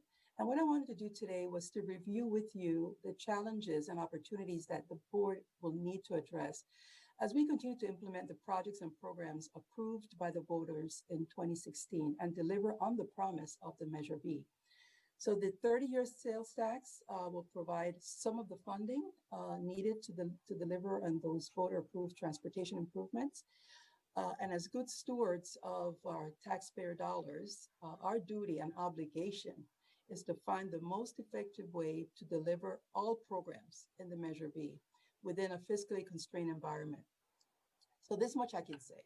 The process ahead will not be easy, The conversations are going to be difficult and the decisions are going to be challenging, but we are going to be putting in place tools so that we can get to all the right decisions. You have my commitment to an open and transparent process as we work together to achieve our goal, and that is to deliver the projects and the programs that were approved. So I want to quickly remind us how we got started. So this slide needs to stay up because this is how we got started. As those of you who were here may recall, back in 2014, the VTA and our partners and the community set out to tackle some transportation improvement needs that far outweighed the funding that was available. And I came before the board and suggested that we develop a process that was going to be not only comprehensive, but that would start to recognize that this would be the fifth ballot measure. And we were still talking about congestions, we were still talking about infrastructure needs, and that we needed to think about this a little different. And there was an opportunity here to reach out to all the cities and the county and ask them to share with us what their needs were. If funding was not an issue, what were all the needs that they would identify and that would bring the benefits, not only to their community, but the county as a whole, and then of course the region. And that's how the Envision Silicon Valley process was created. We engaged the VTA board, the advisory committees, community and business leaders, and we get involved in a very dynamic visioning process to discuss the current and future transportation needs and identify program solutions, and then craft the funding priorities for those solutions. So what you see before you is a capsule of where we started and how we got to the Envision Silicon Valley. The next slide. So there were several steps that were part of this process. So before the ballot, before the measure even made it on the ballot, as I mentioned before, we engaged all of these stakeholders. We came to the board and from the stakeholders, we identified a strategic vision for the program and drafted goals. To understand what the needs were, we issued a call for projects. It was fiscally unconstrained because we wanted to understand what the whole universe of needs were out there. And following an 18-month comprehensive and collaborative process of engagement with all stakeholders, the process for the ballot measure was then approved. Working with the advisory committees and the stakeholders, we established criteria that then took the large number of projects, that call for projects generated over 600 projects, $40+ billion in the value. And we needed to then call that list. So the next step was, next slide, was to come to before the board with proposed evaluation criteria that was developed, again, with staff, advisory committees, and presented through the process of the standing committees and then coming to the board. We work with not only the advisory committees, but also with community and business leaders, and drafted a tax measure framework that would look at the 40+ billion in needs, call the number down to what was reasonable and could be anticipated, and that was a 30-year half-cent sales tax that would generate at the time in 2017 $6.3 billion. Following that, all of the projects that could be fit within that framework were then collected by themes, and that's how the 9 program areas was created. The VTA then the VTA board approved the 9 program areas, and those areas were listed in alphabetical order, not in order of priority. And that's the reason that to this day, they are in the order that we have been seeing in multiple presentations. Next slide, please. So then the fast forward, the measure was approved by the voters, but we had a legal challenge. But that did not stop us. What we did was we once again engaged the process of the advisory committees working with TAC and others to develop program criteria and guidelines. And these guidelines, the staff took a first cut at these guidelines and the criteria that would help identify what each of these program areas was going to be required to do and how to process the request for funding for projects within each of the program areas. The VTA board then approved 2 consecutive biannual budgets that allocated Measure B funding to programs on projects within the Measure B program that had identified a cash flow needs. So the next step after that is to develop a 10-year look ahead to envision how we are going to be delivering all of the projects and programs within the cash flow options, several cash flow options. And that is where we are today. It's in this look ahead of ensuring that we strike the right balance on delivering on the promise of the Measure B. So the next slide is touches on that process. So this is what the visioning process looks like. So it started bottoms up. It started with the creation of an ad hoc committee of TAC that it has been meeting on a bi-weekly basis with input from other VTA committees. They will be developing the decision-making framework that we will bring into the board, which will include principles and criteria for funding the projects and programs. And it's important to note that in order to have a clear criteria, we need to understand how to measure the current condition, the current status of all of the projects within the programs. And that's one of the things that that the TAC committee will be focusing on primarily. I wanted to add that refining that process, just very quickly as I'm looking at this slide, refining that process is going to take us all the way through the spring of next year. And we'll be looking to have a board approval on an expenditure plan, a proposed expenditure plan sometime in May of next year. So we are going to be learning more about the impacts of the pandemic. We'll have a better sense of the status of the programs, and we can then provide a better information into a decision matrix. The next slide is a snapshot of what we know today. It is not a staff recommendation, a proposal, or a plan. It's a starting point of a process to deliver the best public good that can make the greatest impact as soon as possible.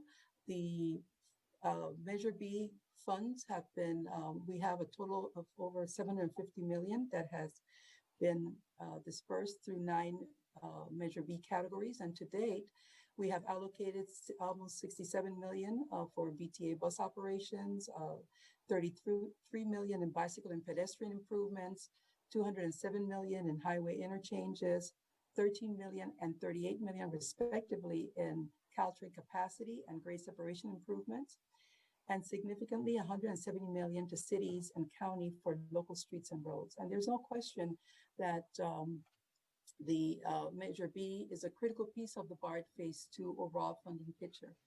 But the cash flow based on the project delivery timeline is what we're showing in blue. What is highlighted in gray within that blue frame is the cash flow needs as we understand that the cash flow needs that the board has approved to date, and everything else is still part of the discussion process. We are going to be working with all 15 cities and the county on project priorities to better inform the board on its decision-making process. And which brings me to the last slide, and that one speaks more specifically. This is our placemat that speaks more specifically as to what we anticipate the development of this framework for a recommendation of the 10-year vision options that would then result in an expenditure plan in next year. And that is that the Technical Advisory Committee, ad hoc committee, as I mentioned previously, will be developing the principles, and those principles are going to be based on areas such as geographic balance and project readiness. And project readiness is all about having a full funding plan for the projects and having environmental clearance and a good understanding and support of partners in getting the project moving to the next level. Regional impact to outline the various 10-year vision options within a current cash flow availability. Options will be refined with updated revenue projections, and they will also include considerations such as debt capacity, cost impacts, and project readiness, as I noted before. So as the board, you will provide the direction on principles and scenarios. We'll just bring information. And you will ultimately take the collective body of work from the staff and the ad hoc committee and the advisors committee, together with other feedback from community and stakeholders to make the policy decisions for the 10-year vision. So again, challenging decisions are ahead, but this recommended framework will provide an open and transparent process as we work to deliver these projects and programs. I did not inherit the process back in 2014. I created that process, and I can assure you that it's a process that has been inclusive, and we have continued to work bottoms up, ensuring that as we were identifying options, that we wanted to run these options by the TAC committee and by the other advisory committees before we brought information to standing and to the board. And that's what the advisory committees are there to do, is to provide advice and guidance. So with that, Mr. Vice Chair, I will pause. I'm here to answer questions, as well as I will note that both Marcella Renzi, who is the deputy responsible for the grants allocation, as well as Jane Shin and Raj Srinath are available.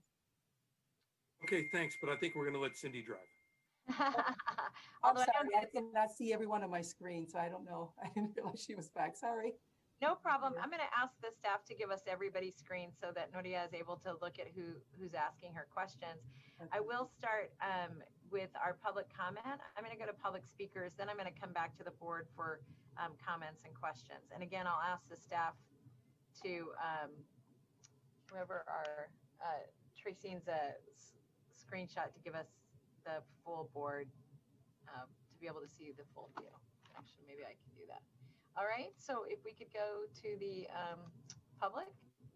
Yes, Madam Chair. Before I start, I would like to inform the board of directors that a letter from the town of Los Gatos was received and will be posted later after the meeting.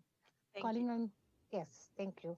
Calling on the public speakers. Eugene, you may begin speaking when you're ready. Evening once again, board members. This is Eugene Bradley, founder and CEO of the Silicon Valley Transit Users. I want to thank Ms. Fernandez, first of all, for everything she's helped do this year to try and keep VTA afloat.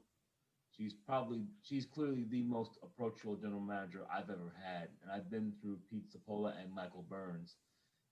Given this, it concerns me just this 10-year projection with everything, a lot of things seeming going towards BART Phase 2. We were promised back in Measure B also increases in bus service, and yet just a few months afterward, just as with 2000 Measure A, that service decreased as soon as voters passed the sales tax measures. So the concern really should be longer term, just what will be the future really of local and even some express bus service in Santa Clara County. It seems once again, the buses, and especially highway, much needed road repair, are getting left behind, and that's what VTA promised the voters. Next speaker, Mr. Bigman, you may begin speaking when you're ready. Thank you. With some of the local government daydreaming of possibly replacing the SAP Center with the BART station for the future Diridon area, I have felt Spartan Stadium or Avaya Stadium have always been considered as places to build a new Sharks arena in this daydreaming. Meanwhile, the future of downtown San Jose Diridon area without as many cars or parking lots has always been very seriously considered by local government and the SAG public meeting process pre-COVID-19. It should also be considered how to reduce the current BART Phase 2 budget only for the next few years, while also respecting yet possibly limiting road maintenance repair of Measure B for just a couple more years. This has a simple logic that large BART Phase 2 funding and investing can be made up fairly quickly, and that some roads can simply wait a few more years for its maintenance needs. At worst, this current pandemic may only be for a few more years. This is perhaps can be important help how Measure B funding can make important shift for much needed transit service issues for the next few years. Thank you. Next speaker, Roland, you may begin speaking when you're ready. Thank you, Madam Chair. So first of all, I really want to thank Nuria so much for taking us back to Andrews and Silicon Valley and what you achieved there and how we were so successful. But I think we really need to learn from the past, starting with what happened to Measure A. Right now, the Phase 1 project is 50% over budget, and the board does not even know about it. There's a new meaning for debt capacity, which is basically what that means is the money we've borrowed, which is $800 million, and we've got 16 years left to pay it off. So the first thing to do, I think, would be a full post-mortem, ensuring that this never happens again. And next, we now need to start being realistic and reassess the approach to the extension to Santa Clara. And my proposal is to start at the bookend. Let's start with the extension to 28th Street, and on the Santa Clara let's start looking at double tracking between Santa Clara and Alviso. Thank you. Thank you. Scott, please unmute and begin speaking.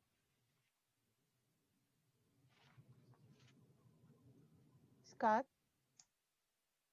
Yeah, can you hear me? Yes. Hi. Yeah, Scott Mace again. I wanted to echo Eugene's concern about bus service and what was promised in Measure B. In particular, I'd like to see some real prioritization for signal prioritization across the whole VTA service area. That could really make bus service a whole lot more attractive, and I think it would fulfill what was promised in Measure B to a great extent that we're not seeing today. Thank you. Thank you very much. And that's our last public speaker. I'm going to go to the board to see if there are any comments or questions on the report that was presented. I will go to John, Director McAllister. Thank you.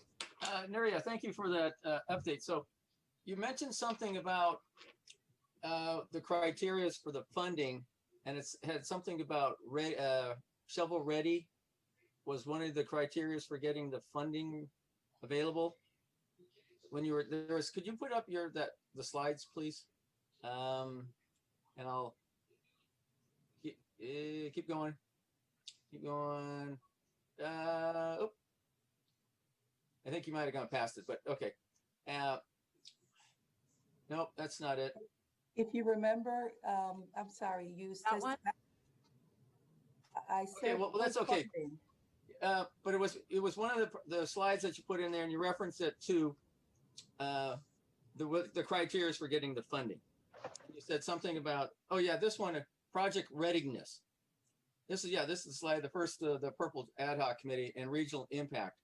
Right. And I wonder if you could give me a little clarity of how, when you say project readiness, means and full funding plan. Right. So when we use the term project readiness, is a project that has been not only planned, but there is a path for funding, because we know that the Measure B is not providing 100% of the funding. So there is a not only a cost estimate, but a funding plan. There is a full understanding of any type of financing that's part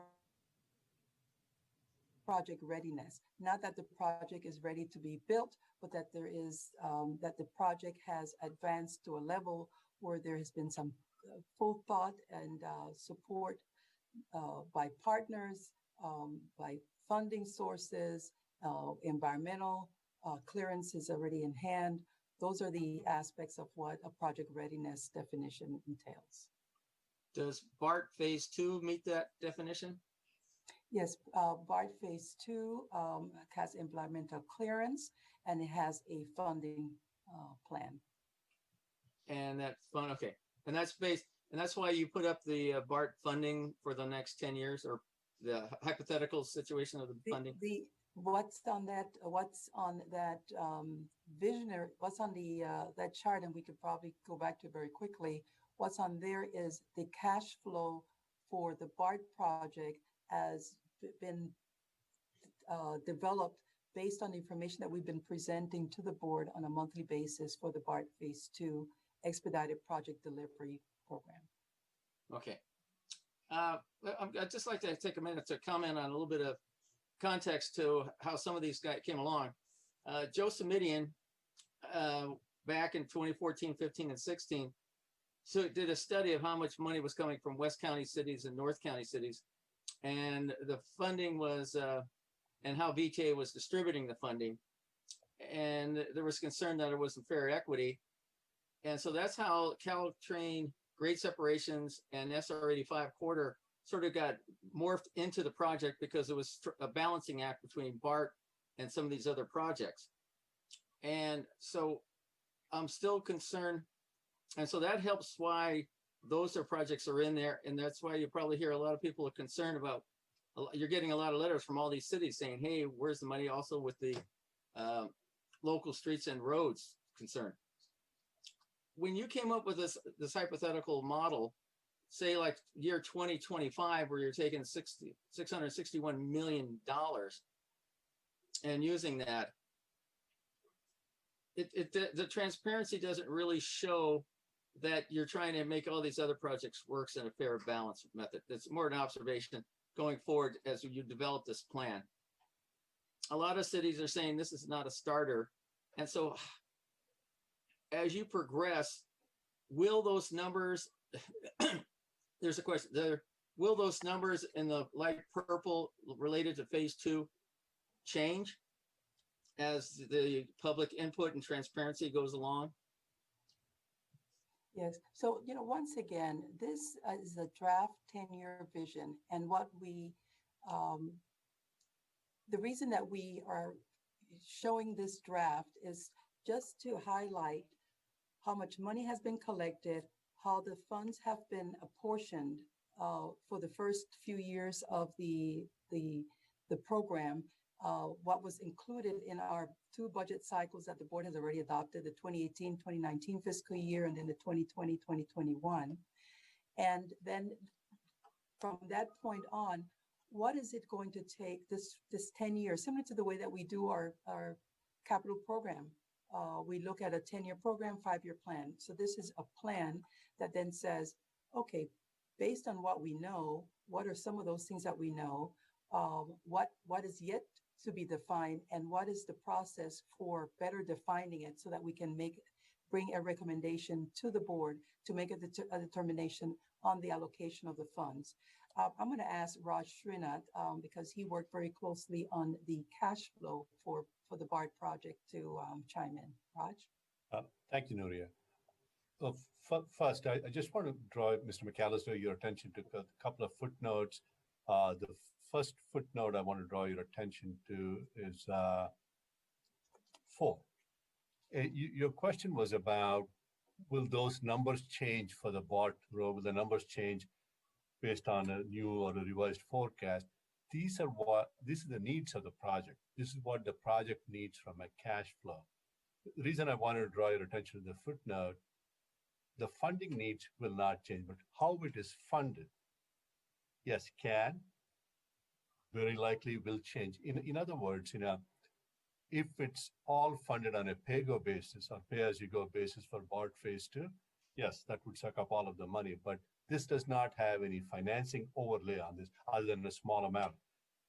One of the things we plan on doing with the process Nuria went through, once the TAC subcommittee comes back with their analysis review of the regional equity, what's needed for other projects, and so on and so forth, around the same time, by January 10th, I expect to get the new sales tax forecast from UCLA. Some of these cash flow needs are based on the forecast we received way back in June, in the early days of the pandemic. And we have seen the actual sales tax receipts for 2 quarters after that come in higher than what the forecast was. So I've contacted them and they said they will give us a new forecast on January 10th.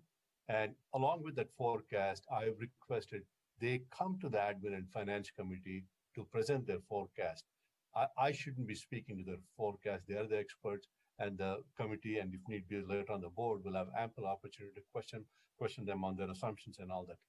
The expectation based on the actual results I've seen, the new forecast will be better than the one we received in June. So many of these numbers will change. There should be funds available for other project categories too, number one. And then once we overlay financing, yes, many of these numbers will change, and hopefully that answers your question. Well, I meant the funding may be reallocated because it says the top of the front, it says it's 2016 Measure B 10-year vision. And so your hypothetical, so when you do BART phase 2, that says this chart says for the next 10 years, this amount of money from Measure B will go to these projects, to this project. Not either through borrowing or financing or other means. For example, now, just hypothetically, this is not what I'm proposing. I just want to be very clear. Right now, let me pick the local streets and roads. If it's the board decides, based on all the recommendations, information they have, it needs to be funded at $40 million for the next 10 years. So we will have to look, number one, what the new forecast tells us at that point, whether that's affordable within the forecast, as and when we get the cash receipts, or whether we need to bond against future receipts.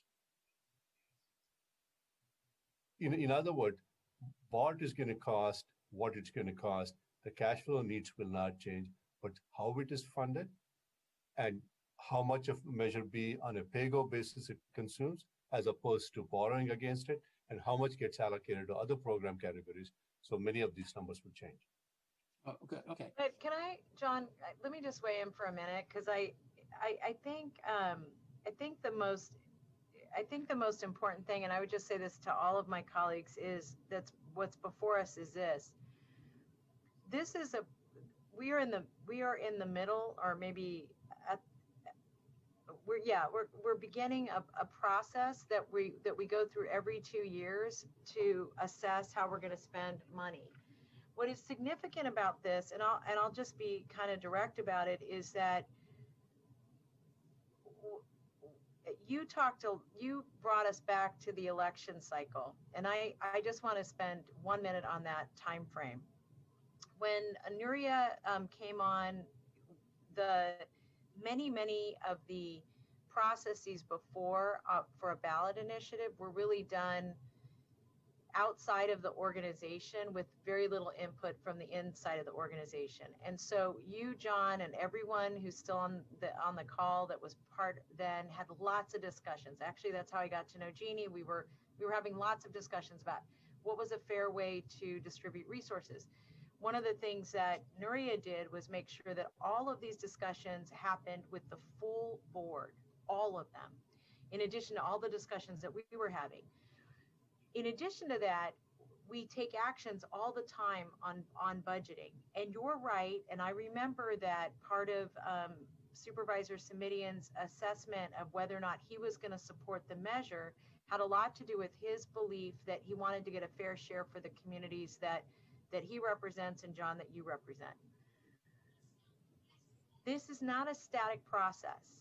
And I'll just remind the board of one other thing. When Nuria came here, one of the first things she did with us was, oddly enough, John, this is like, should really speak to your heart, was all about board governance and how we do board governance. And so a lot of convenings around making sure we were having community conversations.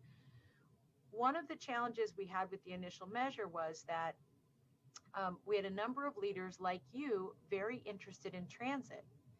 But prior to that, there was a lot of interest from the smaller cities to really focus on projects that were much more road oriented. I'm only using this as an example to make this point. What the staff did to go back out and talk about Measure B, based on all of those experiences, based on the governance changes we're trying to make, based on how transparent we want to be, is they went out and talked to the TAC, which is one of the first things they're supposed to do, to go get feedback to their ideas. Now, I think we can always learn how to be much more elegant about how we have conversations, much more clear about how we have conversations, and it is definitely an iterative process. The reason that Nuria is presenting tonight is because she's reminding not just you, John, but the public and all of the board where we are in the process. Now, I don't know in the end exactly how much money is going to be spent in which bucket. What I do know is that the process is transparent and will remain transparent, and we're going to hit bumps in the road because in fact it is transparent, and we want to get a lot of people's feedback. I think the most important slide on here, in addition to and let me also say this, the reason you have this particular slide in front of you is that it was important to me to capture what had happened already before we talk about what will happen. And the reason that was important, John, is that I think that there are some people who are reacting as if we only have one project that we're responsible for. And that's really not true. And that's evidenced by the way we've already approached it, which is to be transparent, adhere to a process, and continue to bring that back to the board. So the point of tonight really was not to get into the specifics because we don't know exactly what those are, but really to explain where we are in the process. And I think what Nuria is saying, and I'm sure our next board chair is going to be committed to this too, is we've got to run this through a lot of different people before we bring something for the board to act on. And we really weren't close to that, yet, but that's where we're going. So John, I wanted to just make sure that your questions got answered. I know we have a couple other hands up, but did your questions get answered? Yeah, Raj did answer it. He did when he said the funding, and that's what I was. Yeah, and he said there's going to be multiple fundings, and that's all I wanted to. That's the question. Yeah, so he did answer it. Thank you. Great, thank you, Glenn. Yeah, perfect lead in for me, Cindy. So I just wanted to go ahead and say, the Measure B clearly needs a framework for decision making. And what staff started was a process to try and gather input. And I will say, boy, did we get input. What's going on? But I think we got off on a little bit of the wrong foot because I think what's become clear is nobody likes the chart that was shown up. And oh, by the way, it wasn't a plan. It's just a draft. It was a discussion tool. But we currently don't have agreement on everybody about how we're going to move forward. And that's where being able to create a framework and a process is really important. And as your new board chair, I can say I'm committed to work with the staff and with the board and with the public to create that policy and framework and criteria for how we're going to be able to move forward. Because right now, people don't like the chart that's there, but I've also seen everybody just go, but my stuff should be first. Which is fine. And we need to let's create the framework so then we can go ahead and figure out, get a framework we can agree to, because then that will help us get to an agreed upon spending plan. And I'm committed to try and get that done. And given the timeframes of what Nuria discussed, it's clearly something we're going to be doing in the first part of 2021. So I just think that's where we're going forward, and we're all committed to making that happen. Thank you. Thanks, Glenn. And I think that's a good lead off. And Nuria, I wanted to say thank you. Nuria, was there anything else you want to present? And I just want to remind my colleagues, we still have closed session. So hang up your hats. Yeah, that concludes the presentation on this item, Madam Chair. I believe that there were the other items under my report, the government affairs and other items are in the board packets. Great, thank you. I'm going to go to the chairperson's report, and I do want to say one thing before. Sam, did you want to chime in? Oh, I'm sorry. Very briefly, I just wanted to say one thing that was not acknowledged publicly. Not only thank you, Nuria, for your willingness to sign on to another tour of duty, but your willingness to forego or defer any raise. I appreciate that very much and your sacrifice in this difficult time. Thank you. I too, before I go into the specifics of my report, I really do want to just acknowledge the staff, and I want to just say, really, Nuria and Evelyn and the whole team is just really amazing, and I'm really grateful to all of you for your just steadfast leadership. This year's been overwhelming, and I would, and really in a million ways we could have all dropped the ball, and it didn't happen. So thank you very, very much for your leadership. I want to provide a quick update to my colleagues on the Section 218 agreement with the Social Security Administration.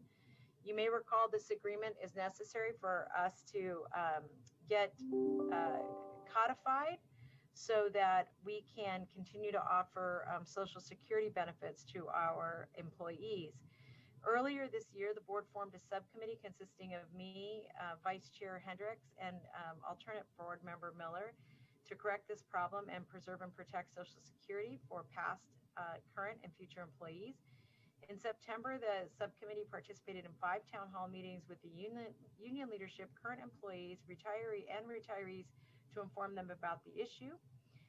In October, the board authorized the board chair to execute resolutions to begin the process for getting the 218 agreement. And that requires us to get a vote by VTA's current employees.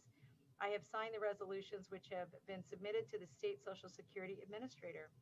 Notices of the election will be mailed tomorrow, and the team will post it on the internal and external website, as well as we're sending out robocalls to existing employees, reminding them that the voting period will be from February 8th to March 9th, and ballots will be mailed out in February. Over the next few months and leading up to the election, we will continue to hold informational sessions and engage with the employees. And I really want to say the staff has been magnificent. I really appreciate, Evelyn and Sandra and Brandy and all of the unions. They have just been working it. I mean, really, really impressive. So, and Glenn and Howard have been amazing as well. So and Raj, oh my gosh. Anyway, we're all going in the right direction. I don't have any concerns. If I do, I would be happy to share them with you. And I do want to say, this is so funny. They even reminded me this is my last meeting as chair. This is my last meeting as chair. And really what I wanted to say is truly, truly, truly how incredibly grateful I am to the staff of this organization, the drivers, the operators, the maintenance folks. The whole team is so impressive. And I really appreciate this board. We got a lot of smart people who really care about transportation and care about our communities. And it has been fun. Between COVID-19, the 218 agreements, economic collapse, it's just, even with all of that, you guys, as a team, we have moved forward so many programs and so many projects. And, we really are a very good team. I am really honored to have been chair of the board this year. And I want to say how grateful I am to you and to the voting public and the writing public. And I wish you all great joy, peace, safety, and security. And I will continue to remind people to wear their masks, don't touch your face, and socially distance when you see your family and friends. So with that, I'm going to go to item 9.3. And this is items of concern and referral. Do we have any items of concern or referral from any of my colleagues? I'm going to go to John McAllister and then to Glenn. John, you're on mute. It's not necessarily the right position, but when we were talking about my SR 85 report, I forgot to mention that I couldn't have been done without Howard Miller, Jeannie Bruin, Rod Sinks, Larry Klein, Susan Laundry, and Sean Lethode. Those guys were part of that small, passionate group. So we need to shout out to them, that especially Howard, Jeannie, and Rod. We were there from the get-go. And you get a committed group like that, it's unstoppable. So I just wanted to give a shout out to them, because it wouldn't have happened without them.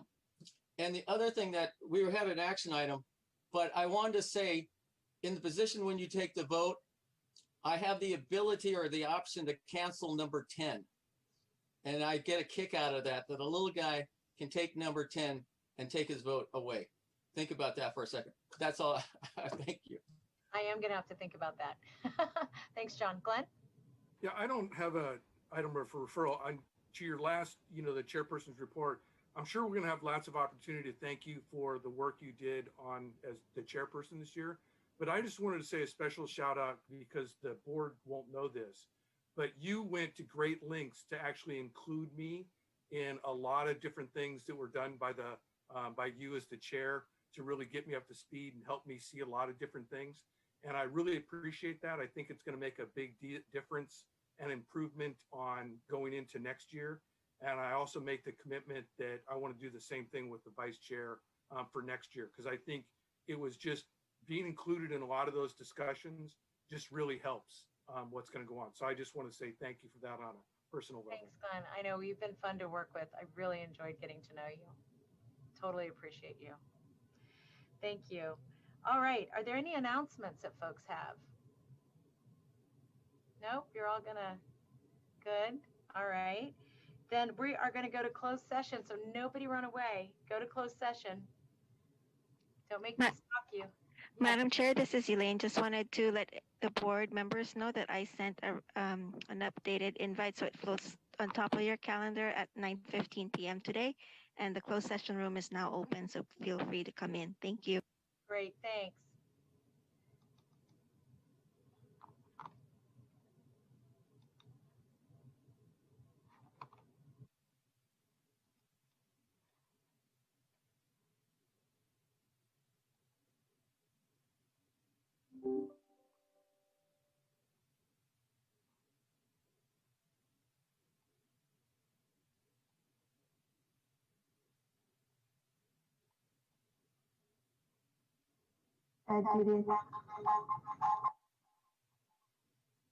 Thank you. Okay, what's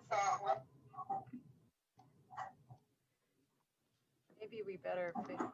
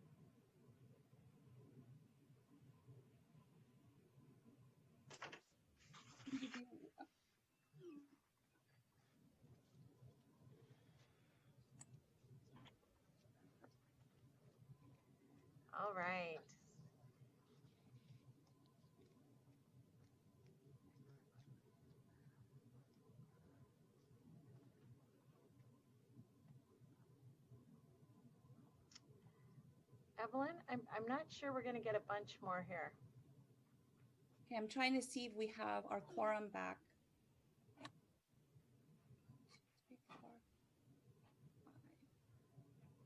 Yes. Evelyn, I'm on my phone if that helps. All right, so I can report out the closed session. The board did not take any reportable actions in closed session on any of the two items that were. Thank you. And that concludes our meeting. I want to say thank you and have a wonderful, blessed holiday season. And thank you for all of your leadership and for the people who are leaving the board. You will be missed. And for all of our, really, truly, and for all of our retirees, thank you. And for our stellar staff, keep your health. We're counting on you and you've been amazing and we will amaze some more. Thanks, everybody. Be well. Thank you. Thank you, Cindy. Thank you, Thanks, everyone. Cindy. Fun, great background. Happy holidays. Thank you. Bye. Bye. All right, everyone will end the meeting for all now. Thank you.